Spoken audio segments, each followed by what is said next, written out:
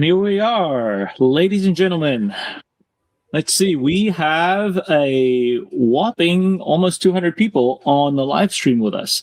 And welcome to Nine Hole Reviews. Today, we are going to get into the traitorous comrade, the 5.56 AK. Is a 5.56 AK a good combination? Is this a thing that was ever intended by the late and the great Mikhail Kalashnikov? And to have us discuss this, we have Vladimir Onokoy, our good friend of the channel and AK expert. Welcome, Vlad. Thank you very much. And thank you for pronouncing my surname correctly. That's actually, you're probably doing a better job than most Russians. Well, I don't want to give my background in intelligence gathering away to many of the our Russian friends out there. But yes, we have been friends for quite some time. And man, it has been a hot minute since we've seen each other. And you remember the last time we went on a live stream, you made the prediction that Afghanistan will fall, much like the Russian fall in Afghanistan, and that was eerily correct. So shall we perhaps call you the Kalashnikov Nostradamus?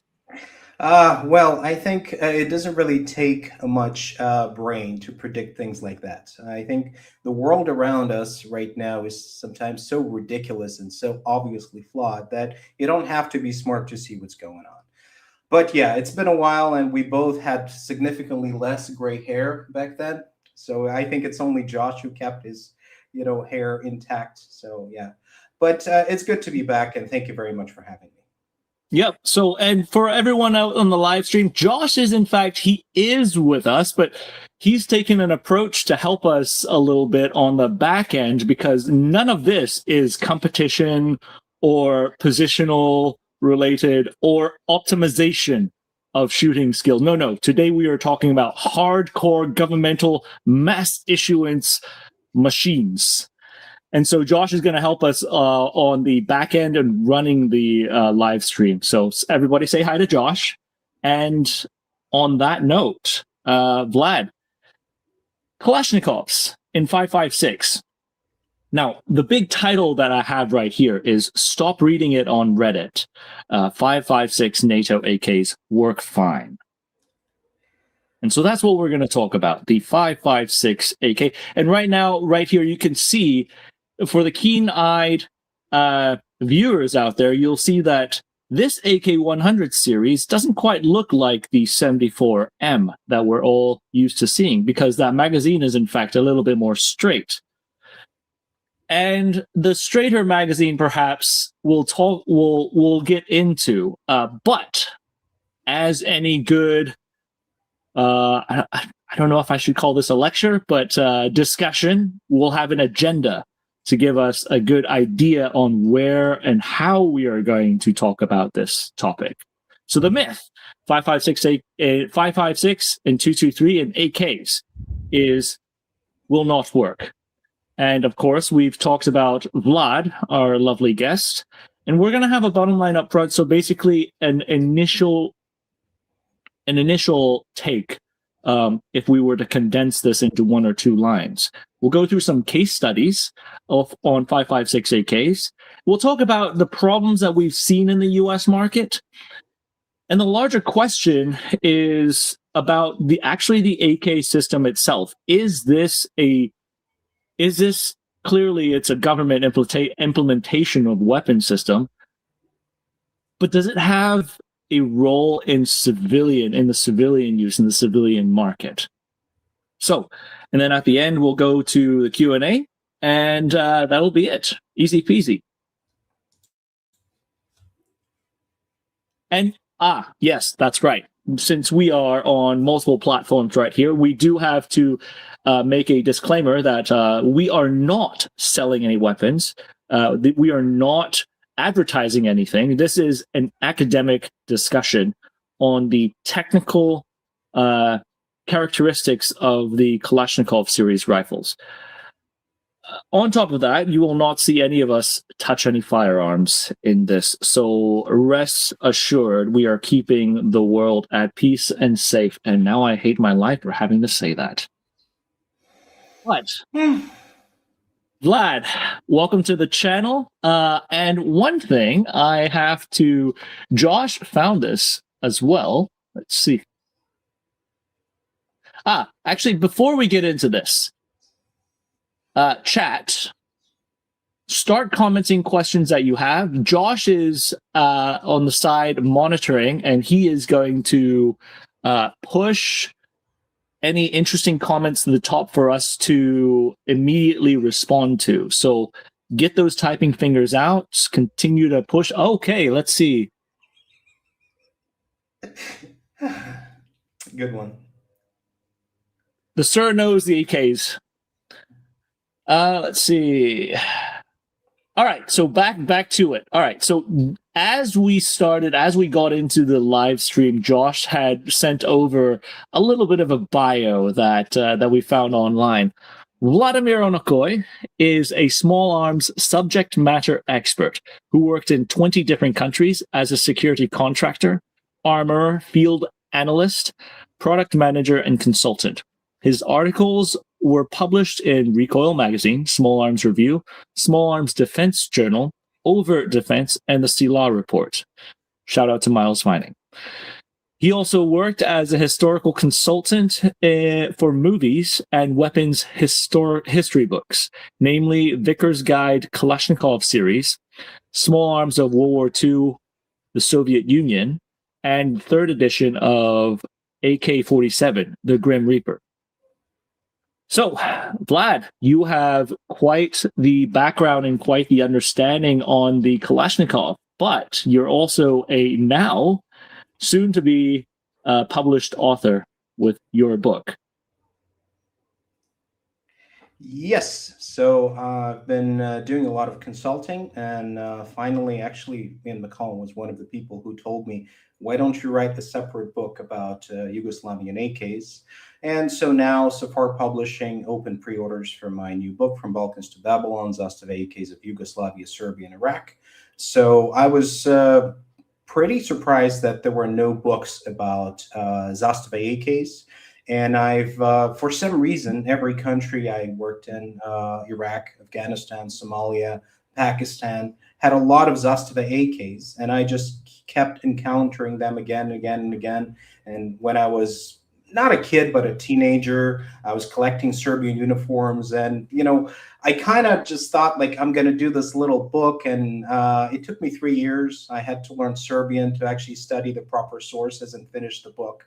So it was quite a journey, and I'm really happy that it's not quite over, but yeah, the book is out there. So if you like Zastavas, maybe that's something you'll be interested in. If you don't like Zastavas, hopefully it's not my last book, but we'll see. Maybe I won't do well on this live stream and decide that instead of writing something about AKs, I'll just probably completely change my field of study. I'll become a field journalist, for example. No, I look, we aren't focusing on the Yugoslav pattern of rifles. We will talk about them in this live stream. But most certainly, of all of the patterns, I think some of the most interesting off branches have got to be the Chinese and the Yugoslav patterns. Those are the big two. Like if the Kalashnikov tree line was a tree trunk, those are the biggest two tree trunks that come off to the side. And maybe once you're done with the Yugoslav pattern, you and I can work on the Chinese pattern. That would be fun. We'll talk about that. I think we're a little late to the party, but we can still try to do something. All right. So if you guys are interested, there is a pre-order link that should be in the comments. It should be on the chat. It is right here on the screen. You don't have to use a pre-order link, of course, but if you do, then that helps us out as a channel a little bit. But mostly, we wanted to talk about some of these pretty awesome developments that Vlad is putting out there. Oh, hey, look. Safar Publishing is here. It's great to see them, Yeah, yeah, yeah. and Thank cynical you, as Vlad. always. Hmm. Yeah, there will be so many pictures. It was kind of, I thought that there's not enough pictures, and then once we did the layout, I realized there are too many pictures. So that was yeah. So if you can't read or you don't know English, I guess there'll still be something interesting there. Now Anyway, on the pictures though, I thought it was interesting because so Vlad, when he's worked around the world as an armorer, and you have worked around the world as an armorer, specifically on the AK pattern stuff, uh, you were able to collect a lot of interesting photos from places like Africa, certain places in the Middle East, certain other places around the world that we may or may not know about. And you're able to basically have this personal personal it's like we went back in time and sent you to these weird places that had Kalashnikovs, and you just went and did your Russian spy thing and gathered all the information to publish nowadays. And so a lot of these images, from my understanding, is also coming out of your little personal research library of a cell phone and device that you had when you were an armor. yes, and actually, there is this wonderful sketch somewhere on the internet that I'm sure a lot of people watched, like the dad finding this little piece of wood that he kept for 20 years to actually fix something in the house. So that's what happens with me, because like we're writing the book and like, oh, there is this picture from 14 years ago I can finally use. Oh, there is this picture I took 20 years ago that I can finally use in the book, and it's so great. I mean, so yeah, there are a lot of photos there. So the photos you're seeing right now, this is actually work of Safar Publishing photographers, but a lot of this stuff is kind of like this battlefield photography, the photos I took in Afghanistan, Iraq, and Somalia, some other places. So yeah, hopefully people will like it. But let's get to 5.56 AKs. Well, okay, before that though, this comment has to be answered. Vlad, what is your favorite caliber? I guess my answer will be disappointing, because American gun owners have this incredible opportunity that nobody else has. So, for example, I started shooting rifles. It was 7.62 AK. Then I was trained to shoot rifles, and it was a 5.56 AR-15. Then I had to train people, and it was just 5.45 and nothing else. Then I go work in maritime security, and I get a 7.62 VZ-58 that I never held in my hands. And like, I don't have a caliber preference. I'm just happy to have a gun. Spoken like a true user of the platform. And honestly, this is related to this conversation because calibers may not mean as much to mass issuance, in my opinion. And this is coming from the ordnance side. I think it means more to people who have an option, and how bourgeois of you to think that you have an option in choosing your caliber. All right. So let's get into it. This is the meat, right? AKs in 223 or 5.56 don't work well, or at least this is the myth. And a lot of times I've seen that people boil this down to the lack of magazine standardization and the fact that 5.56 is a caliber, and this is what people are saying. 5.56 is a caliber that is unsuitable to be chambered in the AK in the first place because it doesn't have a steep enough tapered wall. Now, part of this, I've seen a lot of these comments on. It's how people do research nowadays. You pull up the AI overview, as you see on the right side, and the entire thing is quoting people out of Reddit. And I'm not saying there isn't good information on Reddit. I'm saying it's the wild west of information on Reddit, and you don't know where the information's actually coming from. So have you heard of these myths about 5.56 AKs, Vlad? I did, and that was actually one of the reasons I decided to do that, because my experience is completely different.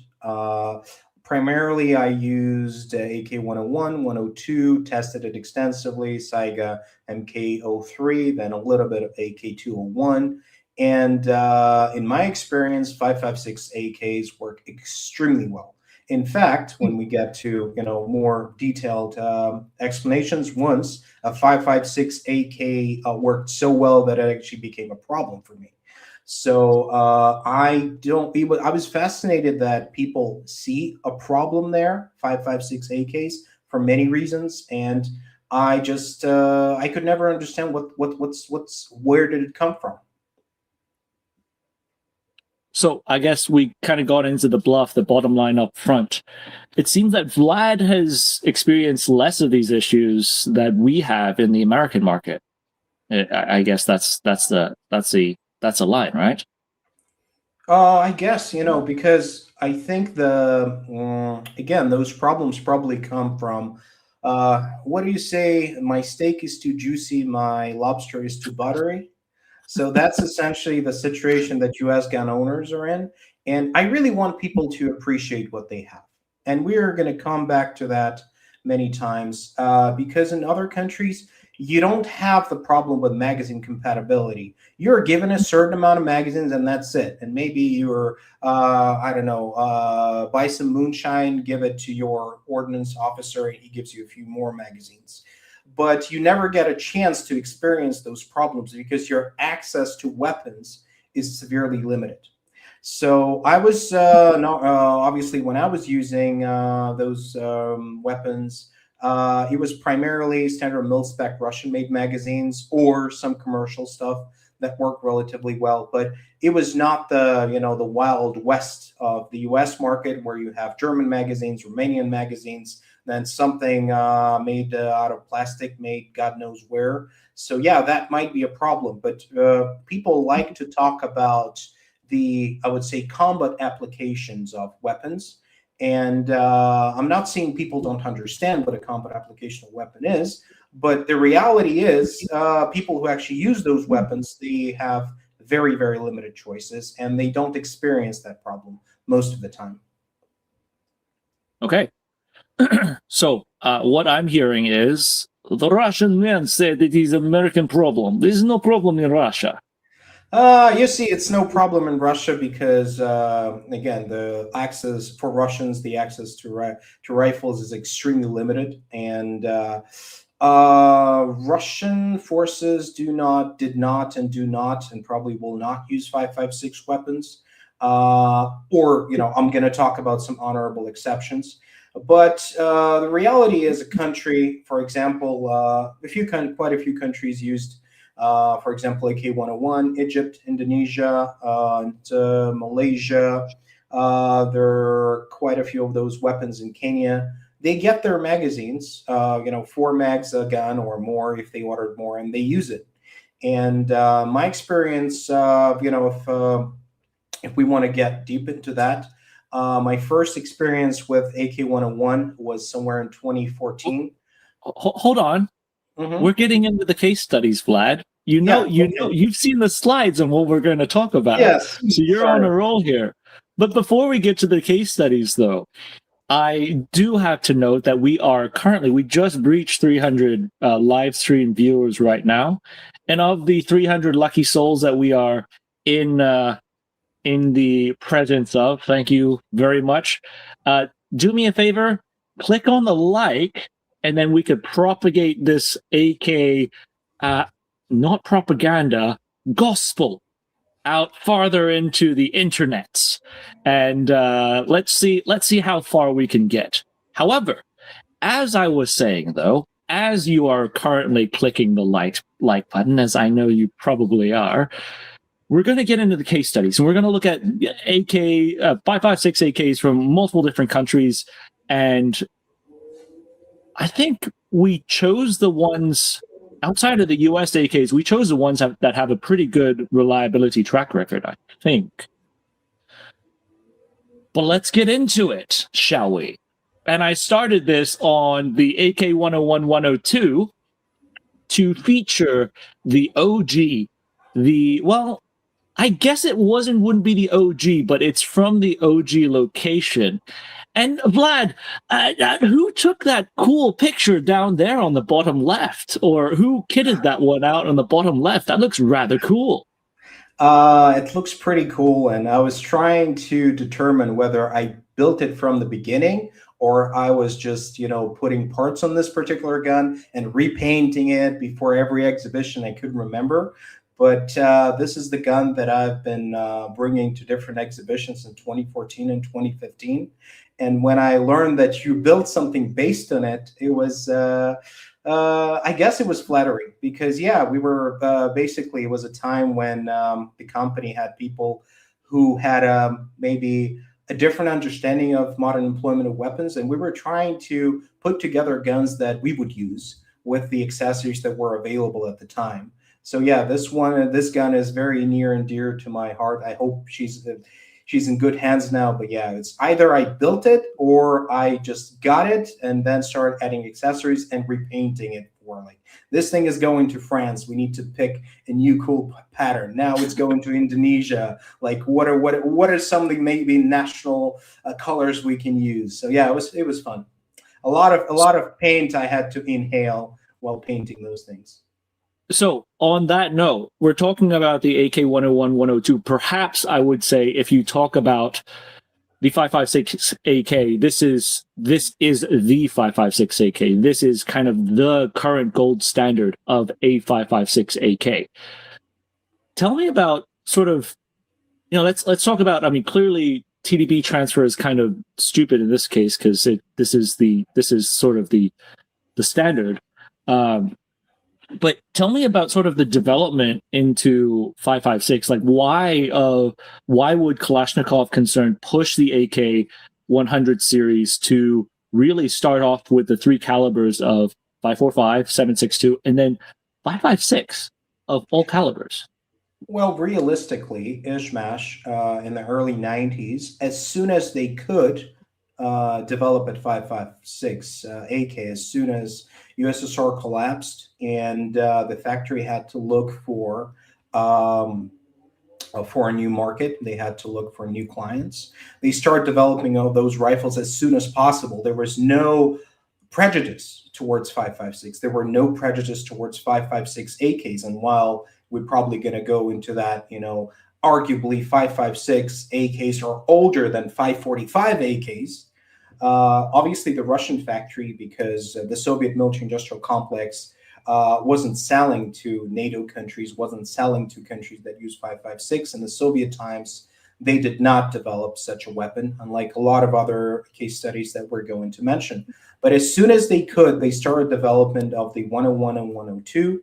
As far as I understand, there was good information at AK Info about it. So in 1993, the first prototypes of the AK-102 were produced.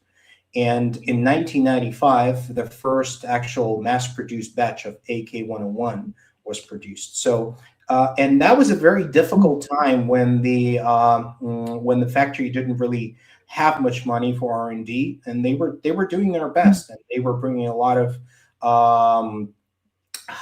calling those people influencers would be insult to them, but people like Peter Kokalis, Deborah Fortier, and many other Charlie Catshow. So a lot of American gun writers, and they really wanted to be to the world. They really wanted to go to markets that were open, that were not open before. And basically, as soon as possible, I was actually told that there was such a hurry that the Ishmash, they actually somehow ordered somewhere in Czech Republic in the 90s two railroad carts of M193 ammo, just so they could start testing and evaluation as soon as possible. So they were not waiting for 5.56 production in Russia. They were not waiting for some handout. They were trying to acquire 5.56 ammo because in their understanding, it was their ticket to bright future.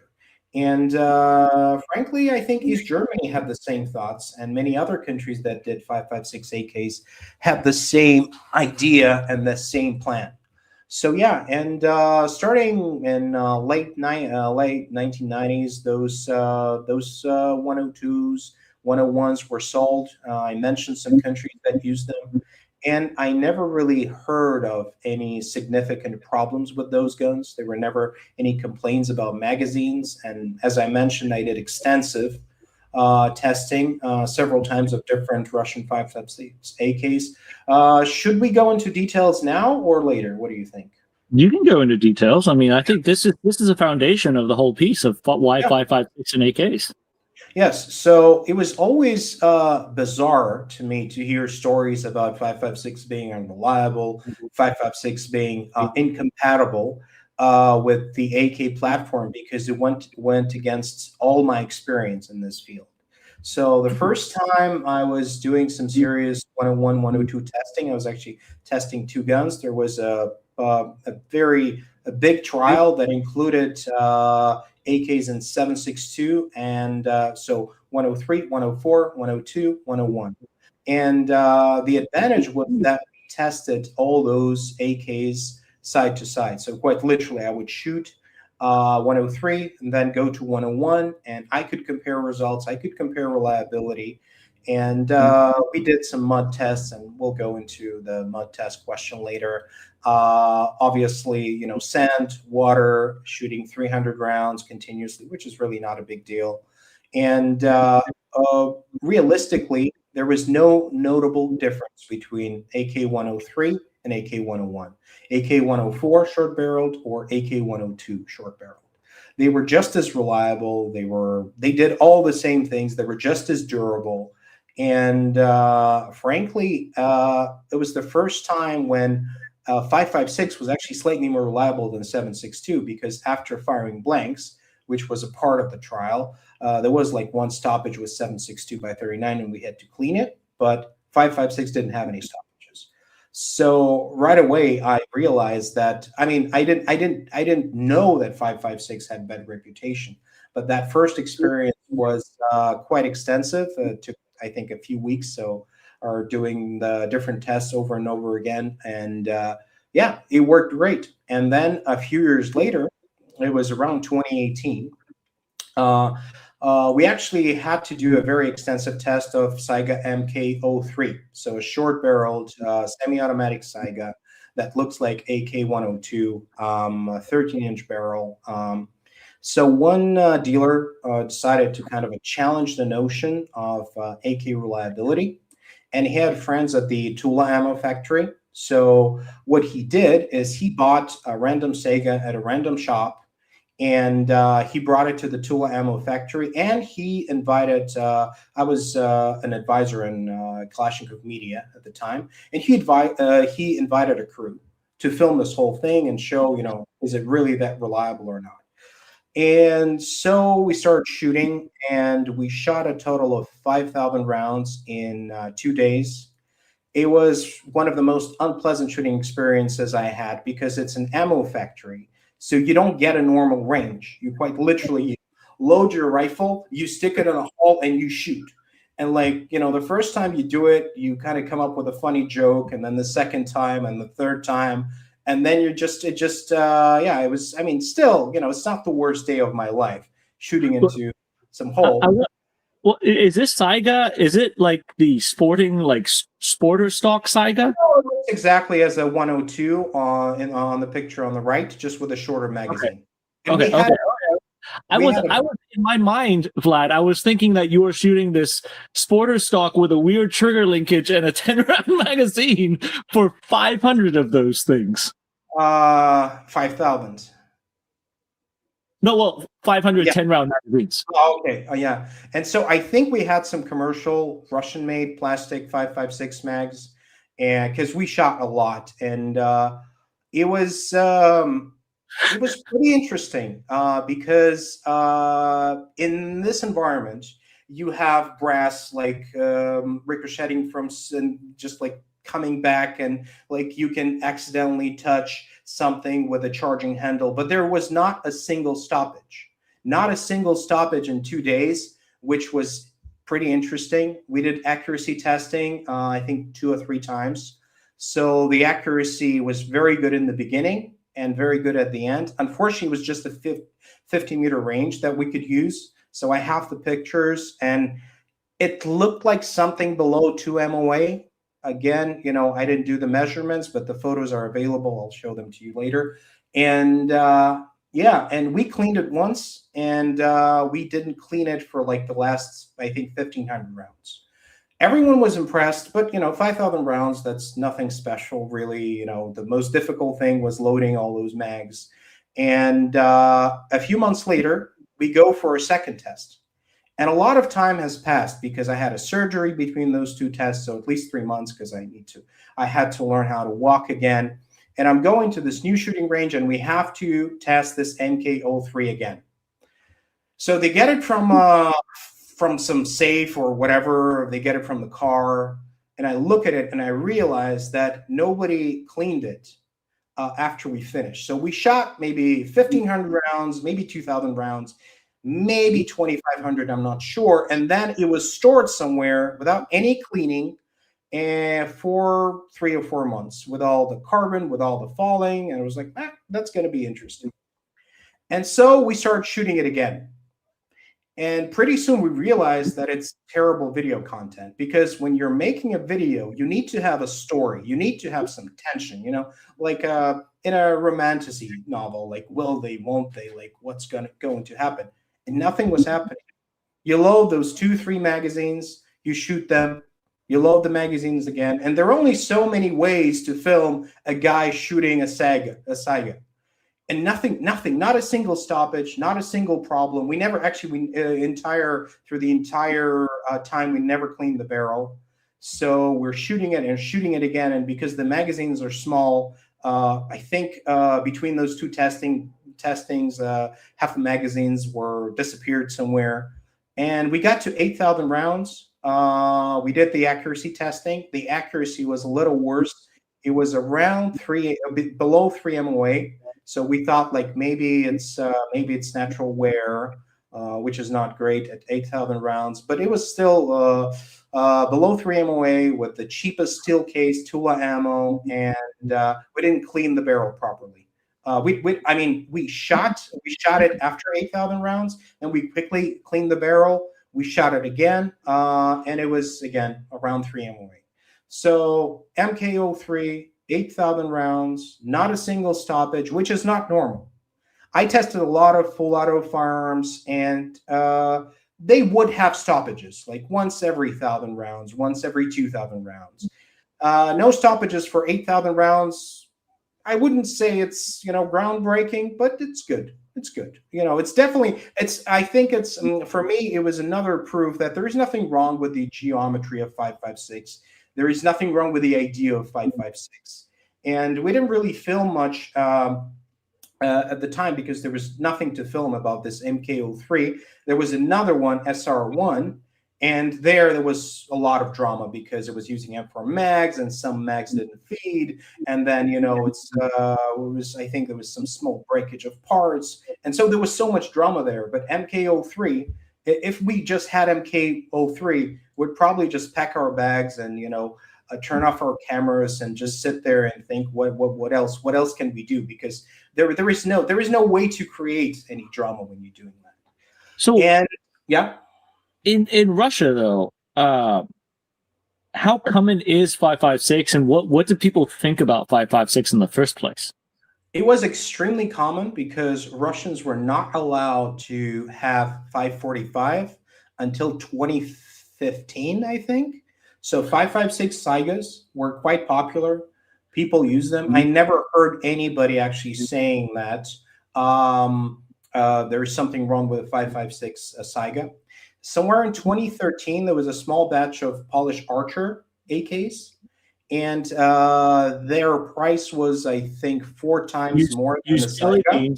No, they were 4 times. They were 4 times. Okay. Of imaginary things. So they were 4 times. What was the cost? Like the Saiga was like 500 jelly beans, right? Yep. So maybe give me maybe 5 times more or 6 times more. So and naturally, the dealer has to convince people that it's worth it. And people are like, yeah, Polish AKs. Some people were not happy, and some were like, oh, this is true European quality, and it's 5.56. Yeah, it's probably worth it. And it was like a pretty fashionable thing for a few months. So for context here, though, for the populace out there, there was a there was an actual ban on military cartridge weapons in Russia up until 2015, like you said, right? One specifically on 545. The other ones, I mean, for 9 millimeter, it was something similar. So yeah, I mean, Russian gun laws are just like, if you don't have a care in the world, you should study Russian gun laws, and you're going to be as depressed as an average Russian gun owner. So would it be accurate to say that Russians had more access to 5.56 AKs than 5.45 AKs prior to this? Well, more access, I think, is a very good way to put it. It's like, I don't know. It's like living in the Arctic during the winter, and like, oh, your access to cold is considerably more than your access to sun.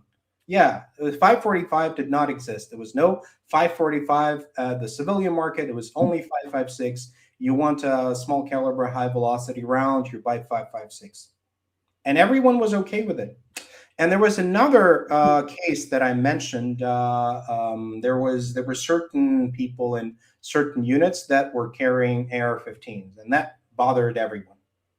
And because Russian special forces with American weapons, stuff like that. So I was talking to one of those guys, and I'm like, why AR-15? And his answer actually shocked me.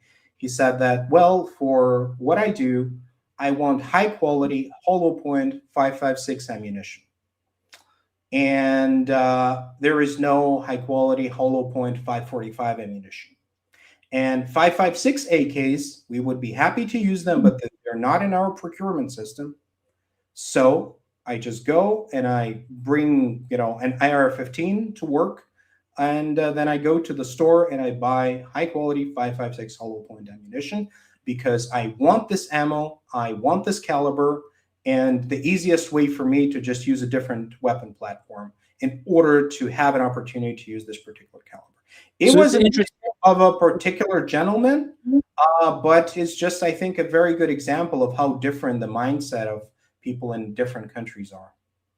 It is really interesting because there's certain, let's say, there's certain units in the American system as well that are what we call they usually like to go COTS, like commercial off the shelf weapons, for that particular reason, because it's not in the regular supply system, and the regular supply system, frankly, doesn't serve what they're doing well. So that's interesting that would be the case. And it's not because they're basically trying to use ARs because it's the quickest, most direct solution to shooting 5.56, and they're looking for hollow points.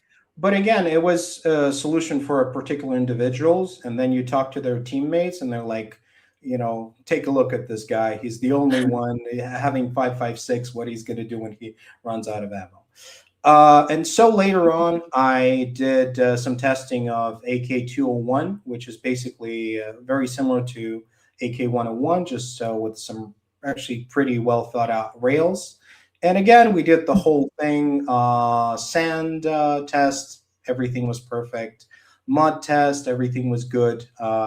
Then 12 magazines, full auto, just to see what's going to happen. I knew nothing would happen, but I wanted to know if there will be a cook-off. So I loaded around in a chamber after shooting 12 the guy shot 12 magazines, put it on the table. I loaded around in the chamber. There was no cook-off, which was good news, I guess. And so 201 worked just as well as 101. There was no there were no problems in my experience. So that's pretty much it for AK 101, 102. All right. So at this point, type those questions in. Let's see. Are there any questions? Josh, do you see any questions specific to the 100 series? Let's see. I guess this is sort of a question right here when we're looking for the 100 series. It's how modified from the AK-74M is the 100, the 101, and 102? Well, externally, The differences are quite small, and it caused a lot of problems when you have someone else loading your magazines. They would load 545 and 556, or 556 and 545, and I had those stoppages a few times, and they were actually very easy to fix. You just do your double feed, and then you go back to the place where they loaded magazine and slap someone on the back of the head, and it usually takes care of the problem. But yeah, at the same time, developing an AK, it's I guess people imagine it as a bunch of cavemen just trying to stick random rounds into the chamber. No, you just you see what kind of changes are required for the bullet guide, and you make it work, and that's it. And actually, mil-spec magazines and Saiga magazines were different. And if I remember correctly, 556 Saiga magazines, the magazine was working as a bullet guide. So Saiga magazines were not compatible with AK-101 magazines. But the thing is, both Saiga 556 magazines worked reliably, and AK mil-spec magazines worked reliably as well. And finally, what is the Russian standard for barrel life in 556? Actually, there is no standard for barrel life. There was a very long drama about basically determining the system life for an AK, and it was such a bureaucratic problem that the factory basically did a lot of tests, and 7.62 even went to 50,000 rounds. But in my time, and it was like 10 years ago and more, it was so difficult to upgrade the information, and the standard information was 10,000 rounds. It was so difficult to upgrade it and convince whatever, I don't know, the emperor of the universe to sign some papers or whatever, that nobody changed that. But in my experience, 15 to 20, depending on the type of ammo you use, because there is Russian armor piercing ammo, RS-101, which I would think is a lot harder on the barrel. Okay, so we're starting to step back in history here. And I think this is one of the first ones on the list that you sent me that you wanted to talk about. Yes, because I spent some time in Finland. I had a wonderful opportunity to train with some reservists, and shot a lot of those AKs. And realistically, Finland was experimenting with 5.56 AKs and building prototypes at the same time as Soviet Union was experimenting with 5.45. And it wasn't 5.45 in the beginning. I think it was 5.6 by 41. I need to check this one book to be sure. So basically, this creation of small caliber high velocity AK for small caliber high velocity rounds was going pretty much simultaneously. What didn't happen simultaneously was the adoption, because Israeli Galil is based on RK-71, RK-62. They formally adopted their Galil in 1972, while the Soviet Union formally adopted AK-74s in 1974, and there was still some testing going on, troop trials in 1974. So you can argue that 5.56 AKs exist longer than 5.45 AKs. It doesn't matter if 5.45 AKs are worse or inferior. No, it's just there is no basis for saying that, 5.56 AKs are not historically authentic. Come on. It's just not true. So I don't know if I could find this comment. Yes, here we go. Elitism is where 5.56 AKs get hate, but you guys heard it. Vlad was schooling us that the 5.56 AK, in fact, if you have to say actually, the 5.56 AK existed longer than the 5.45 AK. You can add that, if you think that, 5.56 is not the original round, then you can look the same way at AR-15 and say, well, this is not the original round. The real AR, the AR-10, was chambered in 7.62 by 51. And therefore, AR-15, this design, that's not the original round for this design. So AR-15 should not be considered a serious weapon. So again, if this is complete nonsense, but I'm just trying to follow the logic that people have. Okay, so let's talk about the story of the Galil and the Finn RKs, because I think there's a little bit of a crossover between the two countries, and there is a very interesting story of how the Galils came to be. But it starts with the Finns developing the RK series, the Sako series AKs, or the Valmet or Sako that came out with it first. Both. It's.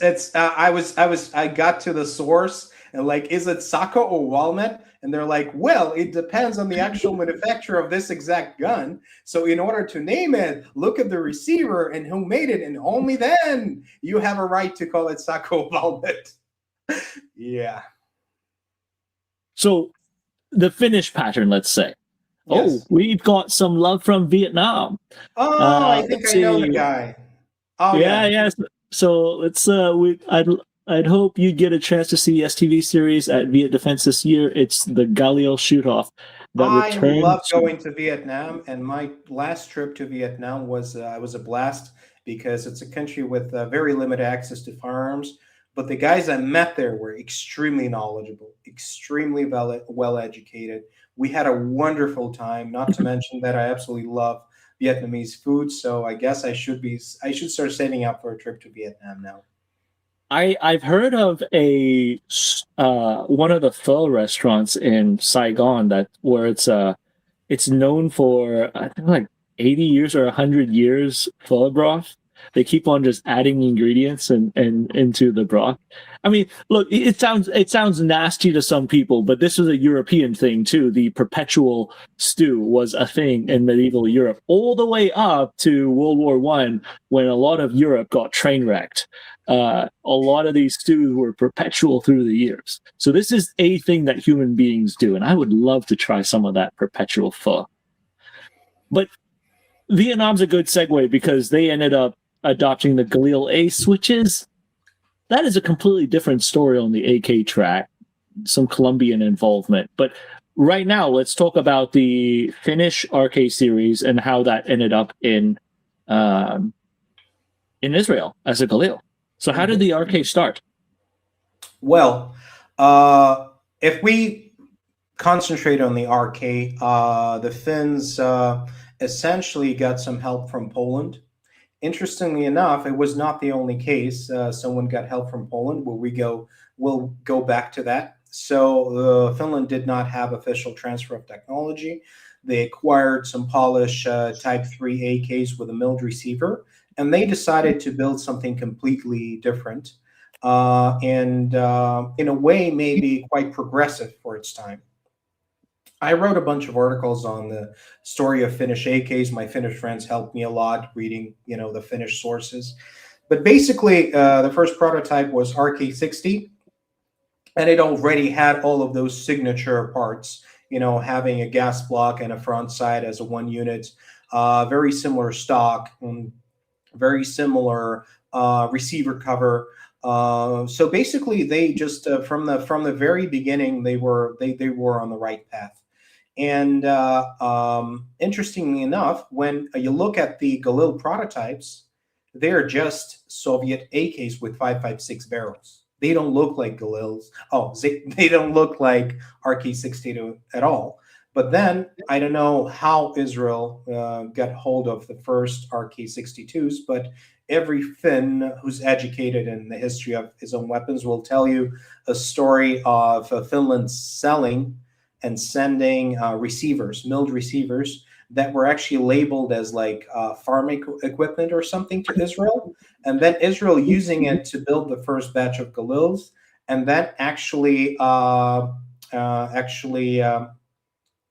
making it into a weapon that's still being produced and sold. And this is actually something that bothers me a lot because not this particular fact, but I think it's a perfect example of something that people don't really understand. They talk like, oh, less armies are using AKs or less armies are using this and that. You see, proliferation of a weapon is not directly connected to its performance. If you spend enough time in a military, military procurement, you sure know that it's true. But this is a perfect example. RK62, RK95 is pretty much the same thing as Galil, but the production of finished AK doesn't exist anymore, and production of Galils is doing very well. Those are, in terms of performance, those weapons are pretty much identical. But there are other factors in play, geopolitical factors, the willingness of the government to promote their weapons, and yeah, Valmet rifles do not exist anymore. They are not being they haven't been produced from 1996. Oh my God, 30 years. And does it mean that those are bad rifles? No, but there are factors outside of weapons performance that determine its fate, and that's just the reality, you know. And so, one thing that I've got to point out on this slide deck, remember, I am highlighting whether there is a TDP transfer, a technical data package transfer to these countries. This means whether the host nation, in this case it would be Russia, had formally sent trainers, whether they sent equipment or not, officially sent some of the data and let's say they gave not just a cookbook, but also the ingredients for people to create said item. And there was absolutely none of this for the Finns as they went in. So, I mean, I thought that was pretty impressive that they were able to press something out that was really one of the best. They were not the only ones who followed this path. Let's see. Okay, so Josh is asking if this is just for 5.56. No, and we're going to talk about some of the TDP transference in the future in some of the other cases as well. But it ought to be noted, and I think Vlad specifically specified for me to put this in the first deck, is because the 5.56 AK, if this is one of the first 5.56 AKs, came before the AK-74. That is a wild statement to put out there. But then, of course, came the Galils. And was a guy's name Balashnikov? I'm a little hazy on it was Balashnikov, and then he changed it to a more Israeli name. So that is definitely an interesting irony. And he was he was an incredible salesman. I enjoy watching his weapon presentations, and if you have a chance, just look it up on YouTube. And the guy was a natural born salesman, and the success that Galil had at the international market is truly impressive. You mentioned Colombia, South Africa, naturally, it's a big deal. Vietnam, where now there is an operational factory making STV rifles. So yeah, they took the finished design and they made it considerably more successful in terms of sales. And I don't think anybody complained about the geometry of 5.56 not working in Galil. I have this wonderful book by Peter Kokalis. Just read it this morning. And he was testing Galils in 1982, and naturally, there were no problems at all with reliability or whatever. Oh yes, and the bottle opener, and actually, this gentleman Galili, he demonstrated the bottle opener at every weapon demonstration he did. So that to me, I mean, it's funny that the Galil is a copy of the Kalashnikov. And the guy was kind of like, you can copy my homework. I don't think Mikhail said that, but don't make it obvious. And the dude's name is Balashnikov. It is very ironic, but again, real history is often more interesting than any fiction you can create. So that's, I guess, just one more example. The other thing, like one thing about the Galils that people sort of wonder about this is they talk about how, if the Galil was truly so good, why did Israel not use more Galils, and why did they use the AR-15 instead? Well, you see, when something is given to you for free, exactly, you use the free thing. Exactly. Shall I explain that to a greater extent? I'm But sure everyone is quite familiar with the concept of free shit. yeah, so there was a significant amount of inflow of free 5.56 rifles in the form of AR-15s, Hmm. and And therefore, again, they did not close the factory. They did not destroy the production line. They kept making Galils and selling them quite successfully. So, I don't know how you can determine that it's a bad rifle just because they took M16s that were almost free, as far as I understand. this is just hitting me right now. Let's put a pin on this comment on free or cheap ARs Hmm. versus a high quality AK and 5.56, because I think this applies to what we're seeing in the US market as well. So the topic of competition between two platforms, but the cost of getting into it. Yeah. Anyways, I think we are ready for the next slide, but I would like to remind the audience we hit 400 earlier. If you guys out there want to propagate some of this AK knowledge out there, go ahead and hit the like and definitely share this to some of your friends, because we are just at the tip of the iceberg right here. We are about to go into some serious AK nerddom as we continue to crack on with the different applications of the 5.56 AK worldwide and some of the success stories. And then finally, we're going to come back to delve into, so why is the American market reflecting that the 5.56 AK is bad? And we'll kind of delve into this question and figuring it out. So I think this one's going to be good, and this is a good reminder, Josh. If we can pop up the link that has recently published a book on the Yugoslav AK from what's about the Balkans to Babylon. yeah, sorry.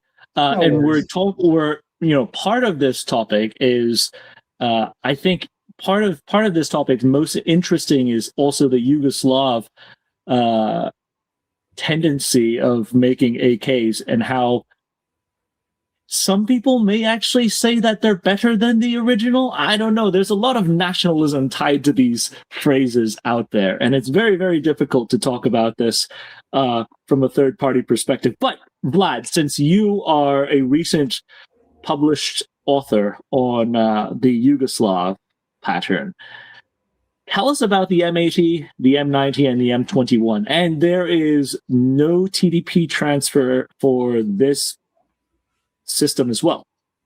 There was no TDP transfer, and I was very lucky to meet a lot of incredible people who helped me to write this book. And uh, I guess the most incredible person I met, and I just don't want to offend every other incredible person I met, was Dragoljub Grujevic, who worked at the factory since I think 1968, and he was a CEO of Zastava twice. And he wrote a wonderful book, which is called Kako se kale oružarski čelik, which is how the gun steel was hardened. And it's actually the first memoir of someone who was there when M70 was developed. A mind-blowing book. I was glad I learned Serbian because it only exists in Serbian, and it's even in Serbian it's impossible to find. So I was very lucky. And he actually he's the first person who explained how the TDP that didn't happen actually happened. So I'm going to skip the first part because everyone knows the story about two Albanian border guards that ran to Yugoslavia. That story might not actually be true. I write about what actually happened in my book. But when Yugoslavia already had the samples, they needed to understand the manufacturing process. And one thing that a lot of people don't understand is that Yugoslavia at the time, it was not a typical socialist country, truly had a great relationship with a lot of different countries. For example, I was kind of surprised that their standard first night vision scope was Dutch. And they were like not concerned that the Dutch are going to stop supplying because they had a wonderful relationship with pretty much everyone, including Poland. So they asked their Slavic brothers for help. And the Polish said, we cannot officially transfer you any technology. We cannot give you any advice. If you come to our factory and look around and you don't make any notes and you don't write anything down and you don't ask us for any blueprints, I guess there is nothing we can do if you just hang out there for a few days. So a team of Yugoslavian engineers was sent to Poland, and they quite literally just hang out at the factory, just looking around, coming back to their hotel, making notes, then going back to the factory, looking around, coming back to the hotel in the evening, making notes, and that was enough for them to actually establish production of first M70, then M70B, and so on and so forth. So when it comes to M80, until recently, there was, I'm not really sure that probably something was written in English about it, but there was this consensus that the first time those weapons were demonstrated was in 1985. There was this exhibition and the big parade in Belgrade. But when I was looking for information for my book, there was a dealer sample with one of the dealers in the US of an M80A with a folding stock made in 1983, which was to me quite surprising because like you read any Serbian book, you talk to any Serbian, professional, he will say 1985. No earlier than that. But there is a dealer sample. It was recently sold for something. And essentially, Yugoslavia understood very well that they need to monetize this great relationship they have with everyone. And making 5.56 AKs was the way to go. So, but unfortunately, especially starting from 1985, Yugoslavia entered a very dark period of their history. So it was really hard to make things happen. So there was M80, M80A. Then there was an improved version of M90, M90A. But they are so hard to find, I couldn't find them at the factory when I went to their museum and I went to their showroom. I still hope that maybe they're hidden somewhere behind the shelves and maybe I'll see them one day. But I was able to photograph M85, which is a short-barreled 5.56 Zastava rifle. And actually, I photographed two different versions of it. The second one is a pretty interesting prototype. So there was M90, M90A, which was tested right before the collapse of Yugoslavia at the shooting range in Sarajevo. And actually, the soldiers loved it. I found some soldiers who shared their impressions. And then, obviously, in the 90s, there wasn't much they could do. There were sanctions from 92 to 96. And then there were more sanctions later. There was an M95, which is a slightly modified, M80, M90, same concept. But only after the year 2000, they really started developing something for their own military in 5.56. And the final result was M21, Zastav M21. It is, and I wrote about it, and there is an entire chapter in my article about it. And I have certain nostalgic feelings towards this gun because it wasn't one of the weapons that I worked in Iraq, because at the time in the early 2000s there weren't really too many customers for it, but different security companies actually bought a lot of those M21s. So I inspected them. I didn't really repair them because they didn't break, but it was just like one of those unusual guns that I saw in the beginning of my career. And so in a way, the Zastava M21 was kind of a symbol of a changed country, because they had a agreement with NATO about joint training and everything. And slowly, Zastava M21 was rolled out into the units, and now it's one of main rifles used by Serbian forces. Went to chrome lining with 5.56 series gun. I was thinking barrel life maybe is extraction. Okay, so basically, I could not understand for years why Yugoslavia did not chrome line the barrels right away. After I talked to Dragoljub Grujovic, he explained to me that in the early 70s, there was not a good technology to chrome line the barrels. But then by 1984, Yugoslavia actually received a transfer of technology for PKM, which had a chrome line barrel. So they had the technology in the mid to late 80s. They finally had the technology to chrome line the barrels. But the military did not require to chrome line barrels. So they chrome lined all the machine gun barrels. They chrome lined the barrels on new rifles such as M80, M90, and M21 naturally.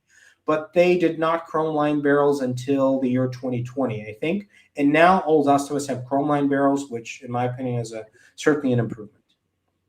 So on the Chrome Line barrel, this is something that I've put out incorrect information in the past. I've tried to write corrections on it, but I do think that it's interesting that when people here in the States see really rotted out Yugo AK barrels in 7.62, clearly the ammunition was corrosive, and corrosive ammunition, in fact, does have an edge on shelf life.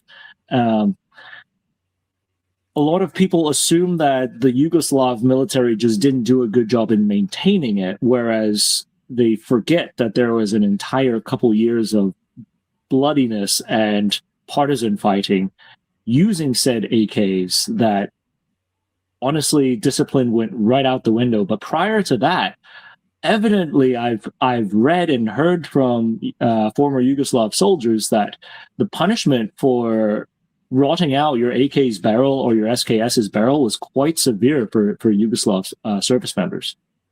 Yes, it was actually the problem of rotting barrels didn't exist to the same extent while it was just a weapon in Yugoslavia.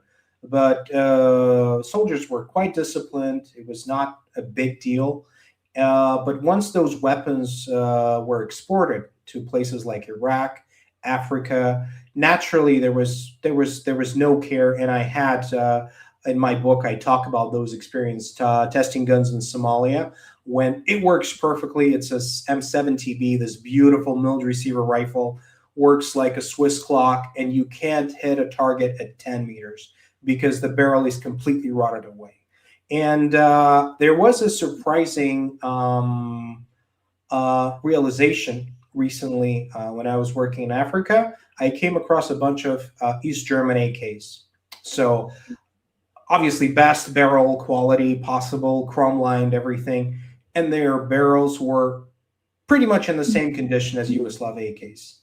Because when you're not maintaining your rifle for decades, which is the case in Somalia, it doesn't matter. Even East German AK will rot. And I was quite surprised because, like, my experience, I like East German AKs. They have their own problems. But seeing those several East German AKs with rotted barrels, which fail the gauge inspection, and you can see that they're completely rotted away with almost no rifling, that was like kind of the final straw. I realized that chrome lining is great. It's wonderful. But there is nothing that can prevent this if the weapon is not maintained for decades.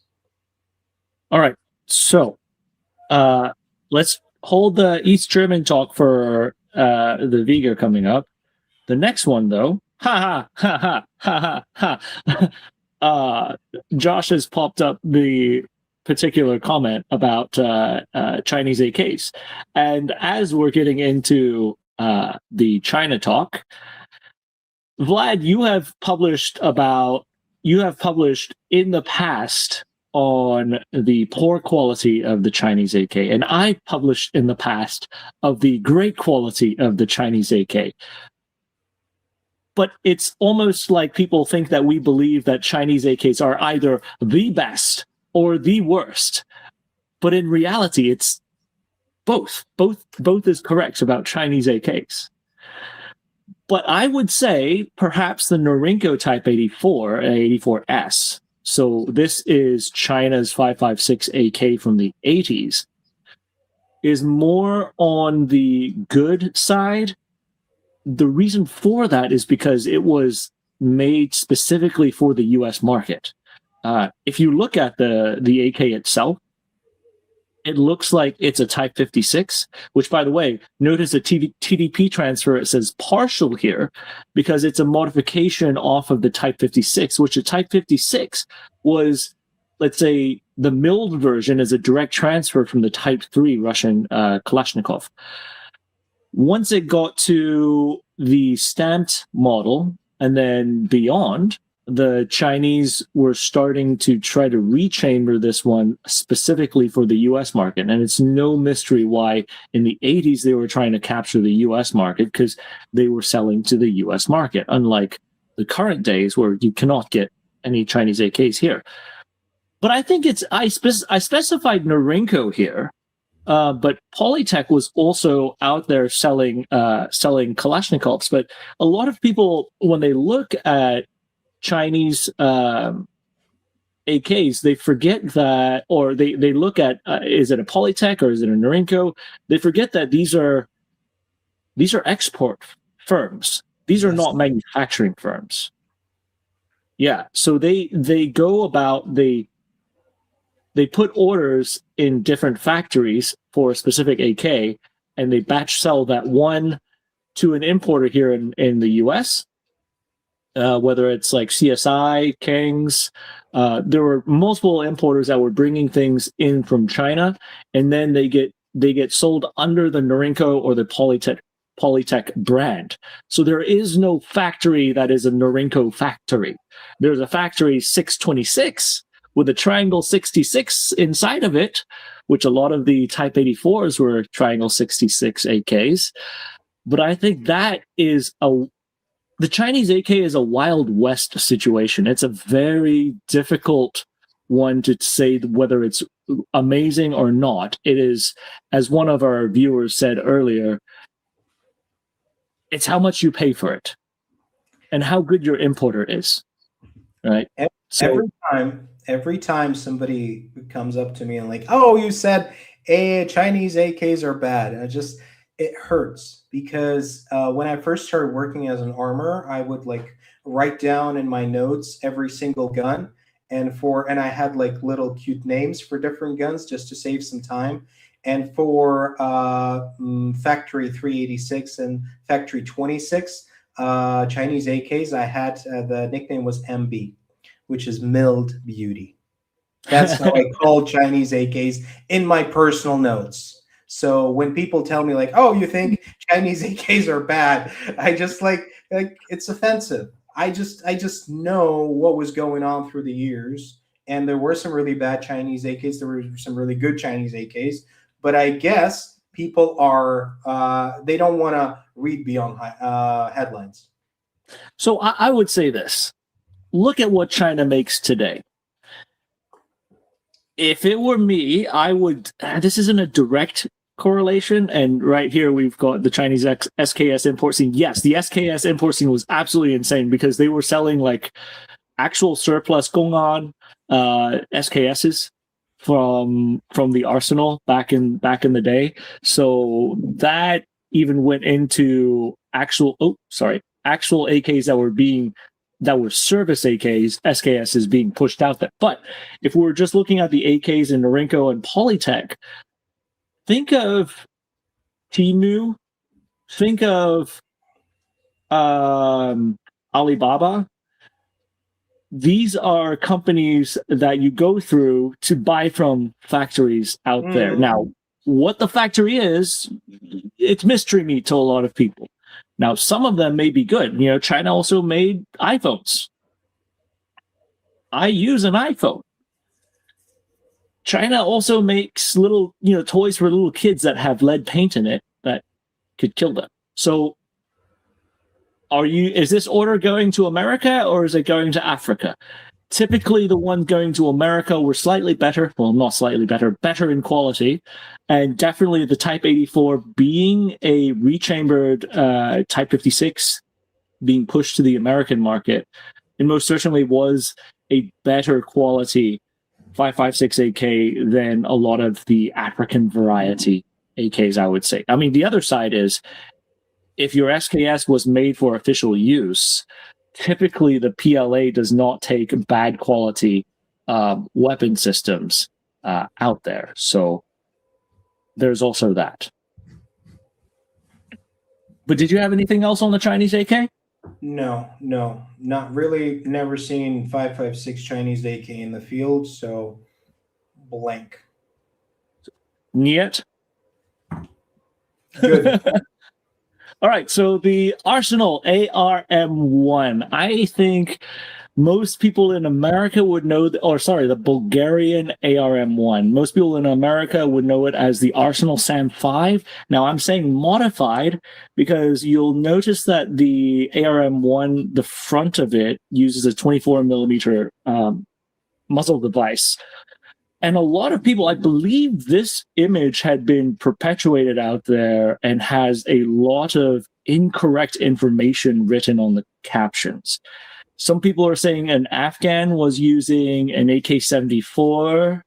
Some people were saying that it's special forces using an AK in Afghanistan. This is none of those. And right here, you could see that the TDP transfer is partial. Let me talk about sort of what this is before we get into the process of how this came about. It's a milled receiver, Kalashnikov, with some AK-74 features mixed into it. And then specifically for this, it is a 5.45 chambered ARM-1.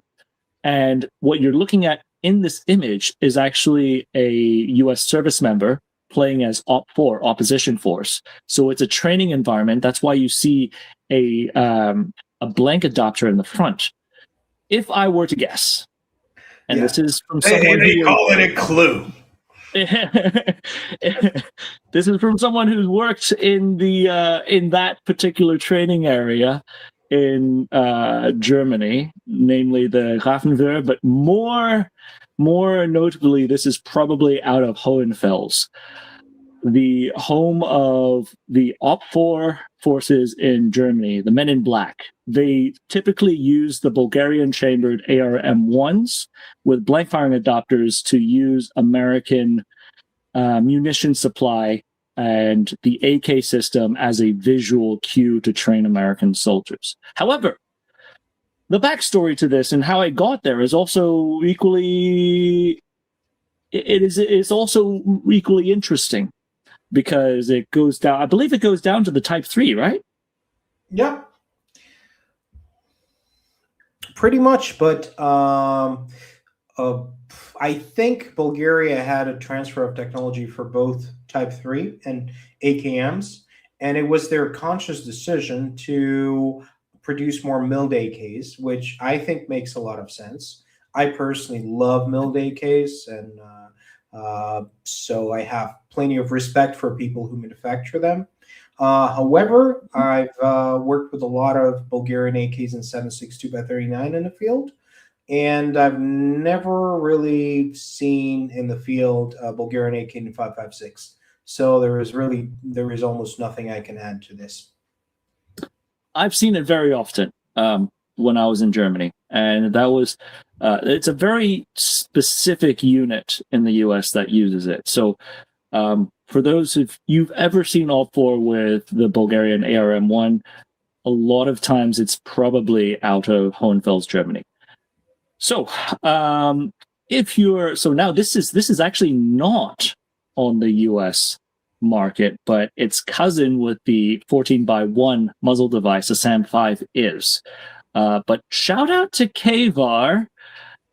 Would love to see the ARM-1 in this form because it's definitely got a special place in my heart. And probably anyone who's faced the OP4, the mighty OP4 out in Hohenfels has been under the mercy of the ARM-1. Now, if you look closely, you can see that thing that's clipped onto where the gas tube and the barrel is.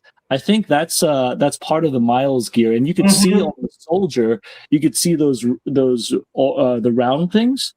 Those are the laser sensors. So basically, it's got a laser emitter clipped onto it. Whenever the rifle recoils, the laser fires off a beam, and then it hits the other person on their vest, and then it starts buzzing, and you're supposed to be dead in that training scenario.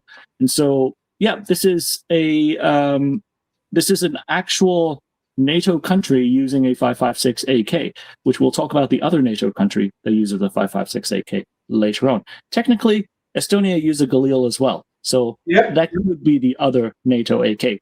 But that's beside the point, because we're stepping into Ostdeutsch. And this is this is one I am not. I am aware, but I'm actually not familiar with. But I also know it's not very common. It is not very common because certain people took a considerable effort to make it uncommon. It was, I think, East Germany. There is, I can't because I don't speak German. I don't have that many. I have some friends in German, but not too many. So they didn't. They had to pay to the Soviet Union for the license to produce AK-74, and well, they exported their 7.62 AKs all over the world. They could not do the same thing with AK-74.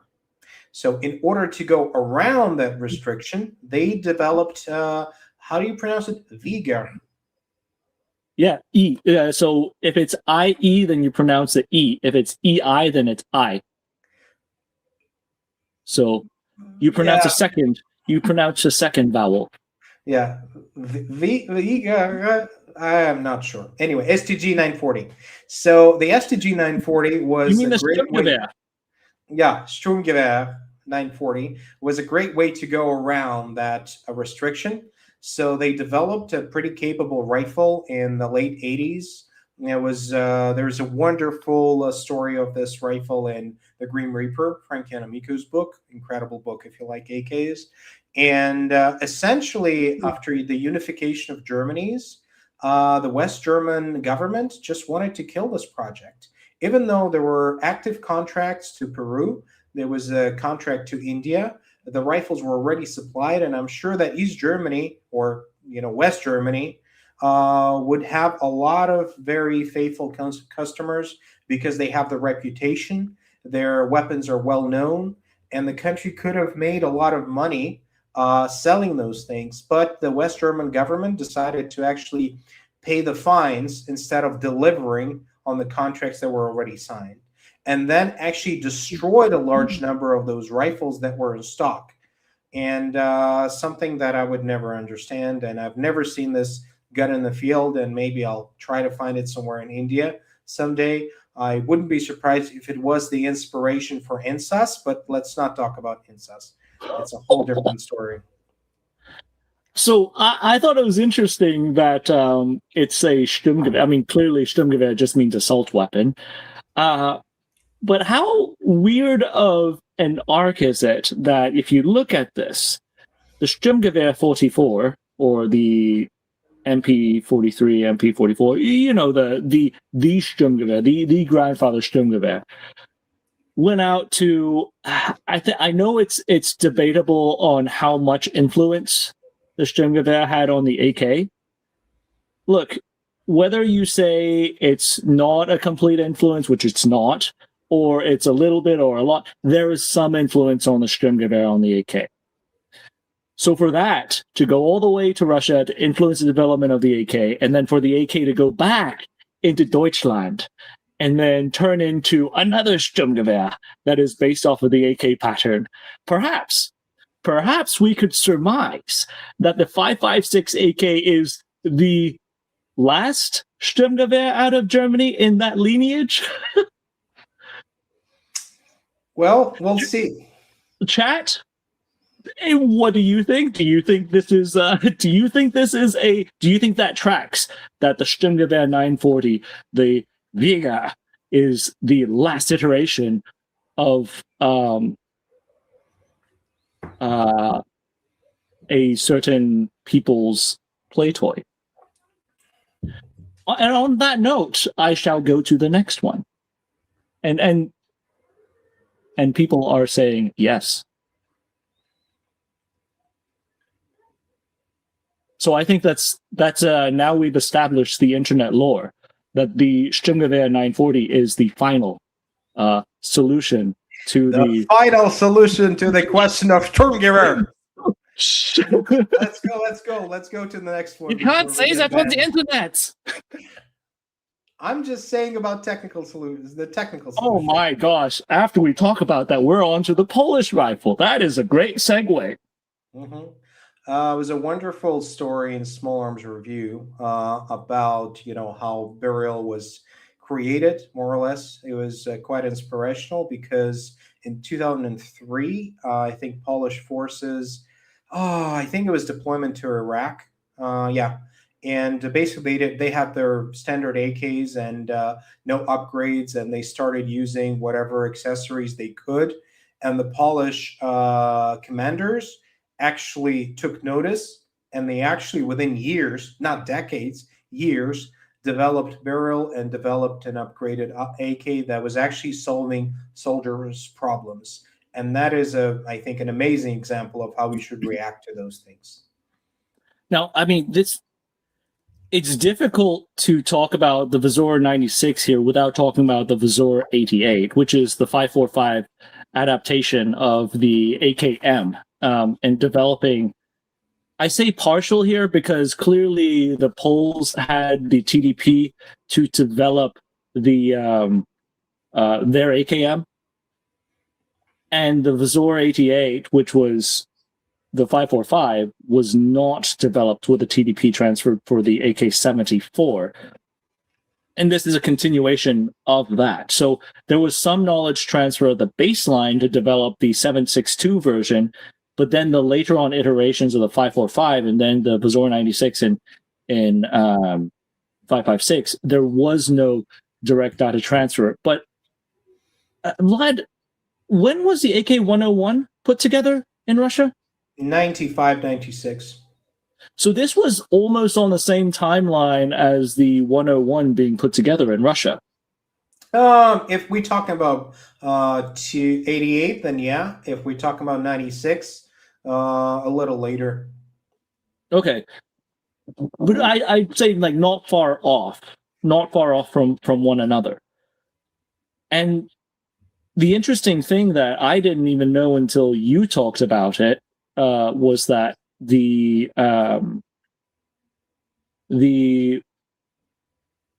were vendors actually trying to sell the Vizor 96 to Russian citizens, and was it actually popular? Did people actually really want the barrel?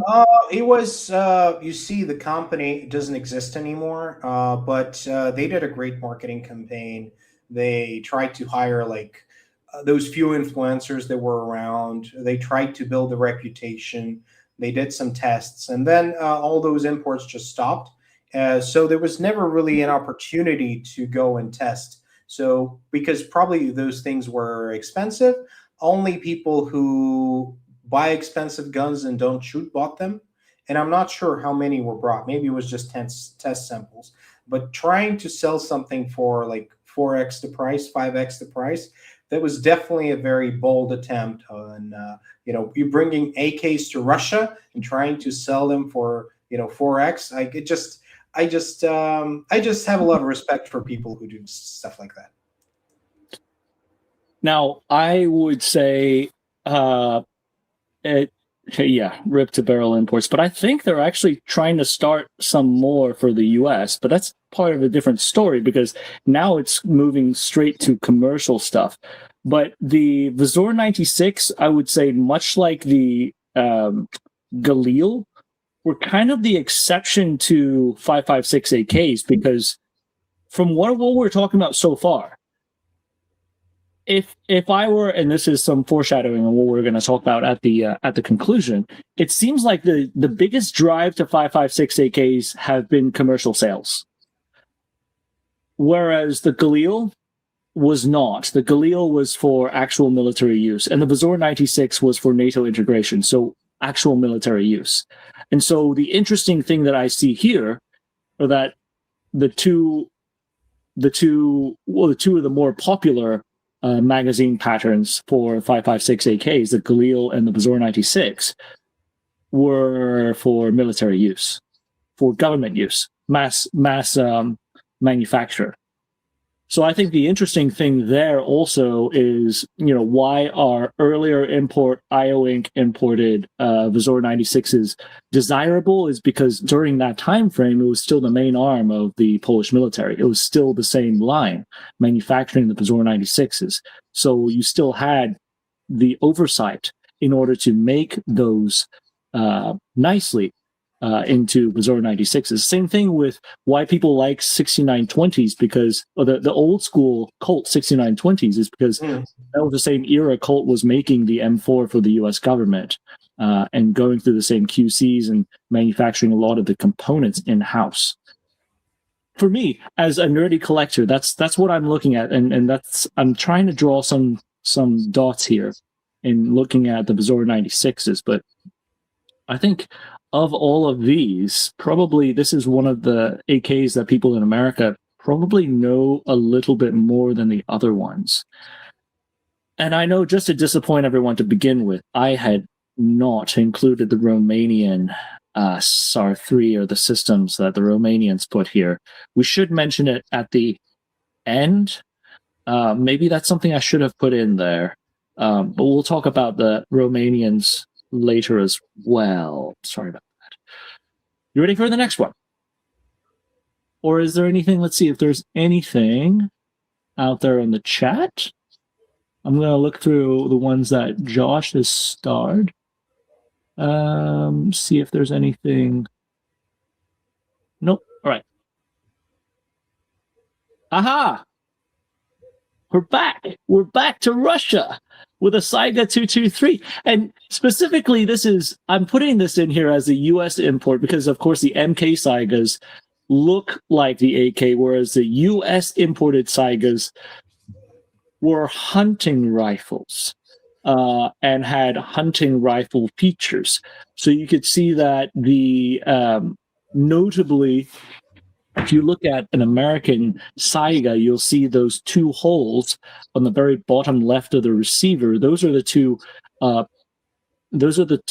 pivot point axis holes for the two extra bars to activate a trigger system that is like a Rube Goldberg machine to trip a blind AK trigger that is farther forward.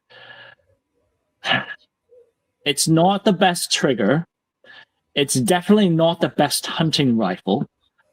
But for the low cost of $199 jelly beans back in 2003, you were able to own the base blueprint of a Russian manufactured AK-100 series rifles. And back then, frankly, people did not know how good they had it for us in the US, because now you can't. Now you get one of these things, it's easily 10x what they used to cost. And I think this one's interesting for me because for us on the channel side, I didn't realize that people hadn't watched our AK-9er series, and this is kind of a throwback to the AK-102 that you had put at the very beginning. I actually tried to make a camo pattern that kind of duplicated the one that you painted on that particular one. So there's a little bit of incestual who's copying who between Vlad and I here.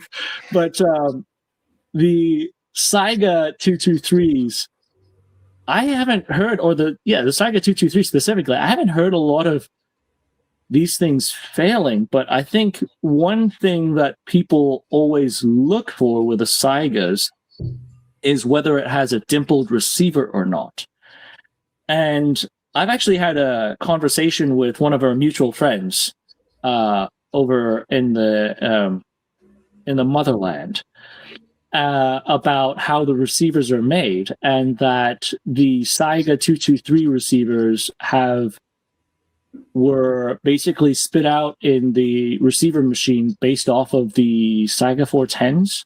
So that's why, as far as magazine goes, that's why my particular AK-9er could take Galil mags and still function, no issue.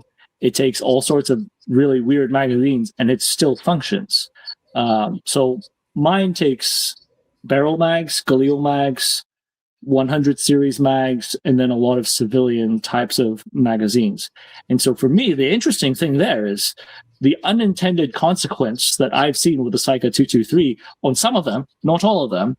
The slab side, my slab side, I don't know if all of them are like this, seems to work with any magazine. That's fascinating. That's really weird.